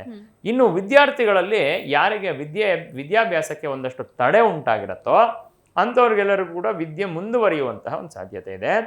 ಇನ್ನು ಹೊಸದಾಗಿರುವಂಥ ವಾಹನವನ್ನು ಖರೀದಿ ಮಾಡಬೇಕು ಅಂದರೆ, ಹೊಸದಾಗಿರುವಂಥ ಭೂಮಿಯನ್ನು ಖರೀದಿ ಮಾಡಬೇಕು ಅಂತಂದರೆ ಪೂರ್ವ ಪುಣ್ಯವಶಾತ್ ಅವರಿಗೆ ಇದೆಲ್ಲವೂ ಕೂಡ ಪ್ರಾಪ್ತವಾಗುವಂಥ ಯೋಗ ಇದೆ. ಹಾಗಾಗಿ ಮೀನರಾಶಿಯವರಿಗೆ ಉತ್ತಮ ಫಲಗಳಿದೆ. ಇನ್ನು ಮಕರ ರಾಶಿಯವರಿಗೆ ಉತ್ತಮ ಫಲ, ಕನ್ಯಾ ರಾಶಿಯವರಿಗೆ ಉತ್ತಮ ಫಲ, ಅದಾದ ನಂತರದಲ್ಲಿ ಮಿಥುನ ರಾಶಿಯವರಿಗೆ ಉತ್ತಮ ಫಲ. ಈ ರೀತಿಯಾಗಿರುವಂತಹ ಒಂದಷ್ಟು ರಾಶಿಗಳಿಗೆ ಗುರುವಿನ ಸಂಚಾರ ಮತ್ತು ಈ ವರ್ಷ ತುಂಬ ಉತ್ತಮ ಫಲಗಳನ್ನು ತಂದುಕೊಡುತ್ತೆ. ಸ್ವಲ್ಪ ಸಿಂಹರಾಶಿಯವರು ಮತ್ತು ವೃಶ್ಚಿಕ ರಾಶಿಯವರು ಸ್ವಲ್ಪ, ತುಲಾ ರಾಶಿಯವರು ಸ್ವಲ್ಪ ಎಚ್ಚರಿಕೆಯಿಂದ ಇರುವಂಥದ್ದು ಒಳ್ಳೆಯದು. ಸರಿ ಗುರೂಜಿ, ಇನ್ನು 12 ರಾಶಿಗಳ ಫಲಾನುಫಲ ಏನು ಅನ್ನೋದನ್ನ ತಿಳಿಸ್ಕೊಟ್ಟಿದ್ದೀರಾ. ಇನ್ನು ಯುಗಾದಿಯಂದು ಈ ದಿನದಂದು ಹೊಸ ಸಂಕಲ್ಪವನ್ನ ಮಾಡಬೇಕು ಅಂತ ಹೇಳ್ತಾರೆ. ಹೊಸ ಸಂಕಲ್ಪ ಅನ್ನೋದು ಎಷ್ಟು ಮುಖ್ಯವಾಗುತ್ತೆ ಗುರುಗಳೇ, ಈ ಕುರಿತು ತಿಳಿಸೋದಾದ್ರೆ? ಯುಗಾದಿಯಂದು ಮಾತ್ರ ಅಲ್ಲ, ನಮ್ಮ ಜೀವನ ಎಲ್ಲವೂ ಕೂಡ ಯಾವುದೋ ಒಂದು ಯುಗಾದಿ ಬರಲಿ ಹೊಸ ಸಂಕಲ್ಪ ಮಾಡೋಣ ಅಂತ ಇರಬಾರ್ದು. ಸಂಕಲ್ಪ ಅನ್ನೋದು ಒಳ್ಳೆ ಕೆಲಸಕ್ಕೆ ಇವತ್ತೇ ಮಾಡಬೇಕು ಅಂತ. ಆದರೂ ಯುಗಾದಿಯನ್ನಾದರೂ ಇಟ್ಕೊಂಡು ಒಳ್ಳೆ ಸಂಕಲ್ಪವನ್ನು ಮಾಡುವಂಥದ್ದು. ಸಂಕಲ್ಪ ಮಾಡಿದ್ರೆ ಮಾತ್ರ ಆಗಲ್ಲ. ಆಶಿಷ್ಟೋ ದೃಢಿಷ್ಟೋ ಬಲಿಷ್ಠ ಅಂತ ಹೇಳುತ್ತೆ. ಅಂದ್ರೆ ಆಸೆ ಇರಬೇಕು, ಸಂಕಲ್ಪ ಮಾಡಬೇಕು, ಆ ಸಂಕಲ್ಪದ ಮೇಲೆ ದೃಢವಾಗಿರ್ಬೇಕು. ಸಂಕಲ್ಪ ಇವತ್ತು ಮಾಡಿ 3 ದಿವಸ ಆದ್ಮೇಲೆ ಎಕ್ಸಸೈಸ್ ಮಾಡ್ತೀನಿ ಅಂತ ಅಂದ್ಕೊಂಡು ಸಂಕಲ್ಪ ಮಾಡಿ 3 ದಿವಸ ಆದ್ಮೇಲೆ ಬಿಡಬಾರ್ದು. ದೃಢಿಷ್ಠ ಮತ್ತೆ ಬಲಿಷ್ಠ, ಬಲವೂ ಕೂಡ ಸಂಪಾದನೆ ಮಾಡುತ್ತೆ. ಅಂದ್ರೆ ನಮ್ಮ ಬಲ ಎಷ್ಟಿದೆಯೋ ಅಷ್ಟಕ್ಕೆ ಸಂಕಲ್ಪವನ್ನು ಮಾಡಬೇಕಾಗಿರುವಂಥದ್ದು ಮುಖ್ಯ. ಹಾಗಾಗಿ ಜನಗಳೆಲ್ಲರೂ ಕೂಡ ಉತ್ತಮವಾಗಿರುವಂಥ ಸಂಕಲ್ಪ ಮಾಡಿ, ಏನು ಅಂತಂದ್ರೆ ನಿಮ್ಮ ಜೀವನ, ನಿಮ್ಮ ಆರೋಗ್ಯವನ್ನ ಕಾಪಾಡಿಕೊಳ್ಳುವಂಥದ್ದು ತುಂಬಾ ಮುಖ್ಯ. ಗುರುಜಿ, ಇನ್ನು ಮಲೆನಾಡು ಭಾಗಗಳಲ್ಲಿ ದೀಪಾವಳಿ ಹಬ್ಬ ಬಂತು ಅಂತ ಹೇಳಿದ್ರೆ ಎಣ್ಣೆ ಸ್ನಾನ ಅಲ್ಲಿ ಬಹಳ ಪ್ರಮುಖವಾಗ್ತಾ ಹೋಗುತ್ತೆ. ಆದ್ರೆ ಬೇರೆ ಭಾಗಗಳಲ್ಲಿ ಯುಗಾದಿ ಅಂತ ಹೇಳಿದ್ರೆ ಎಣ್ಣೆ ಸ್ನಾನಕ್ಕೆ ಒಂದು ವಿಶೇಷವಾಗಿರುವಂತಹ ಪ್ರಾಮುಖ್ಯತೆಯನ್ನ ನೀಡ್ತಾರೆ. ಹಾಗಾಗಿ ಯಾಕೆ ಗುರುಗಳೇ? ನೋಡಿ, ಆಯುರ್ವೇದ ಶಾಸ್ತ್ರದ ಪ್ರಕಾರ ಅಭ್ಯಂಗ ಸ್ನಾನ ಅಂತ ಕರೀತೀವಿ. ಎಣ್ಣೆಯನ್ನ ದೇಹಗಳಿಗೆ ಹಚ್ಚಿ ಒಂದು ಸ್ವಲ್ಪ ಹೊತ್ತಾದ್ಮೇಲೆ ಸ್ನಾನವನ್ನ ಮಾಡುವಂಥದ್ದು. ಇದು ದೇಹದಲ್ಲಿರುವಂತಹ ಉಷ್ಣವನ್ನ ಮತ್ತೆ ವಾತ ಪಿತ್ತ ಕಫ ಅನ್ನುವಂತಹ 3 ಪ್ರವೃತ್ತಿಗಳೇನಿದೆ ಇದನ್ನ ಬ್ಯಾಲೆನ್ಸ್ ಮಾಡುವಂತಹ ಶಕ್ತಿ ಇರುವಂತಹ ಒಂದು ಪ್ರಕ್ರಿಯೆ. ಹಾಗಾಗಿ ಆಯುಷ್ಯ ವೃದ್ಧಿ ಆಗುವಂಥದ್ದು ಎಣ್ಣೆ ಸ್ನಾನ ಅಂತ ಹೇಳ್ತಾರೆ. ಅದಕ್ಕೆ ನಾವು ಎಣ್ಣೆಯನ್ನು ಇಡಬೇಕಾಗೆ ಆಗ ಸಪ್ತ ಚಿರಂಜೀವಿಗಳು ಅಶ್ವತ್ಥಾಮ ಬಲಿರ್ವ್ಯಾಸ ಹನುಮಾಸ ವಿಭೀಷಣ ಕೃಪಃ ಪರಶುರಾಮಶ್ಚ ಸಪ್ತೈತೆ ಚಿರಂಜೀವಿನಃ ಅಂತ ಅವರನ್ನ ಪ್ರಾರ್ಥನೆ ಮಾಡಿ ಎಣ್ಣೆಯನ್ನ ಇಟ್ಟು ಸ್ನಾನವನ್ನ ಮಾಡಿಸ್ತೀವಿ. ವಾಸ್ತವವಾಗಿ ನಮ್ಮ ದೇಹಕ್ಕೆ ತುಂಬಾ ಅವಶ್ಯವಾಗಿ ಬೇಕಾಗಿರುವಂಥದ್ದು. ಅದರಲ್ಲೂ ಕೂಡ ದೇಹದಲ್ಲಿರುವಂತಹ ಕಣ್ಣು, ಕಿವಿ ಇತ್ಯಾದಿ ರಂಧ್ರಗಳೇನಿದೆ ಅಲ್ಲಿ ಎಣ್ಣೆಯನ್ನ ಇಟ್ಟು ಸ್ನಾನವನ್ನ ಮಾಡಬೇಕು. ಇದರಿಂದ ವಾತಕ್ಕೆ ಸಂಬಂಧಪಟ್ಟಿರುವಂತಹ ಸಮಸ್ಯೆಗಳು ನಿವೃತ್ತಿ ಆಗತ್ತೆ ಅಂತ ಆಯುರ್ವೇದ ಶಾಸ್ತ್ರದಲ್ಲಿ ಹೇಳ್ತಾರೆ. ಅಂದರೆ ಇವತ್ತು ದೊಡ್ಡ ಸಮಸ್ಯೆ ಇರುವಂಥದ್ದೇ ವಾತಕ್ಕೆ ಸಂಬಂಧಪಟ್ಟಿರೋ, ಅಂದರೆ ಈ ಅಸಿಡಿಟಿ, ಗಾಳಿಗೆ ಸಂಬಂಧಪಟ್ಟಿರುವಂತಹ ಸಮಸ್ಯೆ ಅನ್ನುವಂಥದ್ದು ಅದು ನಿವೃತ್ತಿ ಆಗಬೇಕು ಅಂತಂದರೆ ದೇಹದಲ್ಲಿ ಆಹಾರ ಪಚನ ಆಗಲಿಕ್ಕೆ ಬೇಕಾಗಿರುವಂತಹ ಅಗ್ನಿ ತತ್ವ ಅನ್ನುವಂಥದ್ದು ಬ್ಯಾಲೆನ್ಸ್ ಆಗಬೇಕು ಅಂದ್ರೆ ಎಣ್ಣೆಯ ಸ್ನಾನಕ್ಕೆ ತುಂಬಾ ಪ್ರಾಮುಖ್ಯತೆಯನ್ನ ಆಯುರ್ವೇದ ಶಾಸ್ತ್ರ ಕೊಡುತ್ತೆ. ಹಾಗಾಗಿ ಇದು ಯುಗಾದಿ ಹಬ್ಬದಂದು ಮಾತ್ರ ಅಲ್ಲದೆ ನಿರ್ದಿಷ್ಟವಾಗಿರುವಂತಹ ಒಂದು ಇಂಟರ್ವೆಲ್ಸ್ ಅಲ್ಲಿ ಮಾಡ್ತಾ ಬರುವಂಥದ್ದು ಆರೋಗ್ಯಕ್ಕೆ ಪೂರಕವಾಗತ್ತೆ. ಸರಿ ಗುರುಜಿ, ಇನ್ನು ಕೊನೆಯದಾಗಿ ಯುವ ಜನತೆ ಅವರದೇ ಆಗಿರುವಂತಹ ಲೋಕದಲ್ಲಿ ಮುಳುಗಿ ಹೋಗ್ತಾ ಇದ್ದಾರೆ. ಪ್ರತಿ ಹಬ್ಬದ ಆಚರಣೆ ಅನ್ನೋದನ್ನೇ ಮರ್ತು ಬಿಟ್ಟಿದ್ದಾರೆ. ಹಾಗಾಗಿ ಅಂಥವರಿಗೆ ನಿಮ್ಮ ಸಂದೇಶ ಏನು ಕೊನೆಯದಾಗಿ ಗುರುಗಳೇ? ಈ ದೇಶದ ಒಂದು ಸಂಸ್ಕೃತಿ ಹೇಗಿದೆ ಅಂತಂದ್ರೆ ಇಲ್ಲಿ ಹೇಳಿರುವಂತಹ ಪ್ರತಿಯೊಂದು ಆಚರಣೆಯೂ ಕೂಡ ಮುಂದಿನ ತಲೆಮಾರಿನವ್ರನ್ನ ಹೇಗೆ ಉದ್ಧಾರ ಮಾಡುವಂಥದ್ದು ಅನ್ನುವಂತಹ ಒಳ್ಳೆ ವಿಚಾರವನ್ನು ಇಟ್ಕೊಂಡೆ ಇಲ್ಲಿರುವಂತಹ ಪ್ರತಿಯೊಂದು ಆಚರಣೆಯನ್ನು ಮಾಡಿದ್ದು. ನಮ್ಮ ಜೀವನ, ನಮಗಿರುವಂತಹ ಪ್ರಕೃತಿ ಇದೆಲ್ಲದರ ಜೊತೆಗೆ ಸಾಮರಸ್ಯದಿಂದ ನಡೆಯುವಂಥದ್ದು ಹೇಗೆ ಮನುಷ್ಯನ ಜೀವನ ಪ್ರಾಪ್ತವಾದ ನಂತರ ಪಶುಗಳಂತೆ ಬರೀ ನಾವು ಹುಟ್ಟಿದ್ವಿ ಪಶುಗಳಂತೆ ನಾವು ಸತ್ತೋದ್ವಿ ಅಂತ ಅಲ್ಲದೆ ಬದುಕಿರುವಷ್ಟು ದಿವಸವೂ ನೆಮ್ಮದಿಯಾಗಿದ್ದು ನಂತರವೂ ಕೂಡ ಆಧ್ಯಾತ್ಮ ಚಿಂತನೆ ಮಾಡುವಂಥವ್ರಿಗೆ ಮುಂದೆ ಒಳ್ಳೇದಾಗುವಂಥ ರೀತಿ ಇರುವಂತಹ ಒಂದು ವಿಚಾರವನ್ನೇ ಪ್ರತಿಯೊಂದು ಹಬ್ಬ ಹರಿದಿನವಾಗಿ ನಮಗೆ ಮಾಡಿಕೊಟ್ಟಿರುವಂಥದ್ದು. ಹಾಗಾಗಿ ನಮಗಿರುವಂಥ ಪ್ರತಿಯೊಂದು ಹಬ್ಬ ಕೇವಲ ಲೌಕಿಕ ಪ್ರಯೋಜನ ಮಾತ್ರ ಅಲ್ಲ, ಆಧ್ಯಾತ್ಮಿಕ, ಲೌಕಿಕ, ಧಾರ್ಮಿಕ 3 ರೀತಿಯಾಗಿರುವಂತಹ ಪ್ರಯೋಜನವೂ ಕೂಡ ಮುಖ್ಯ.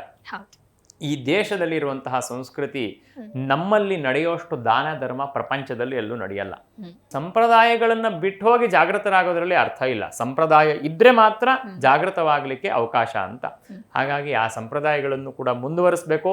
ಯುವ ಜನತೆಯೇ ಈ ಸಂಪ್ರದಾಯನ ಮುಂದುವರಿಸಿದ್ರೆ ನಮ್ಮ ದೇಶದಲ್ಲಿ ಸುಭಿಕ್ಷ ಅನ್ನುವಂಥದ್ದನ್ನ ನಾವು ಹೇಳ್ಬೋದು. ಸಂಸ್ಕೃತಿಯನ್ನ ಅದೇ ರೀತಿ ಸಂಸ್ಕಾರವನ್ನ ಬೆಳೆಸ್ಕೊಳ್ಳೋದಕ್ಕೆ ಇದೆಲ್ಲವೂ ಕೂಡ ಸೋಪಾನ. ಇದನ್ನ ಮುಂದುವರಿಸಬೇಕು ಅಂತ ನಾ ಹೇಳಕ್ ಇಷ್ಟಪಡ್ತೀನಿ. ಸರಿ ಗುರುಜಿ, ಪ್ರಸ್ತುತ ಯುವ ಪೀಳಿಗೆ ಅವರದೇ ಆಗಿರುವಂತಹ ಪ್ರಪಂಚದಲ್ಲಿ ಮುಳುಗಿ ಹಬ್ಬದ ಆಚರಣೆ ಅರ್ಥವನ್ನ ಕಳೆದುಕೊಳ್ತಾ ಇರುವಂತಹ ಈ ಸಂದರ್ಭದಲ್ಲಿ ಯುಗಾದಿ ಹಬ್ಬದ ಪ್ರತಿ ಆಚರಣೆಯ ಹಿನ್ನೆಲೆ ಏನು ಅಂತ ಹೇಳಿ ಬಹಳ ಸವಿಸ್ತಾರವಾಗಿ ನಮ್ಮ ವೀಕ್ಷಕರಿಗೆ ತಿಳಿಸ್ಕೊಟ್ಟಿದ್ದೀರಾ.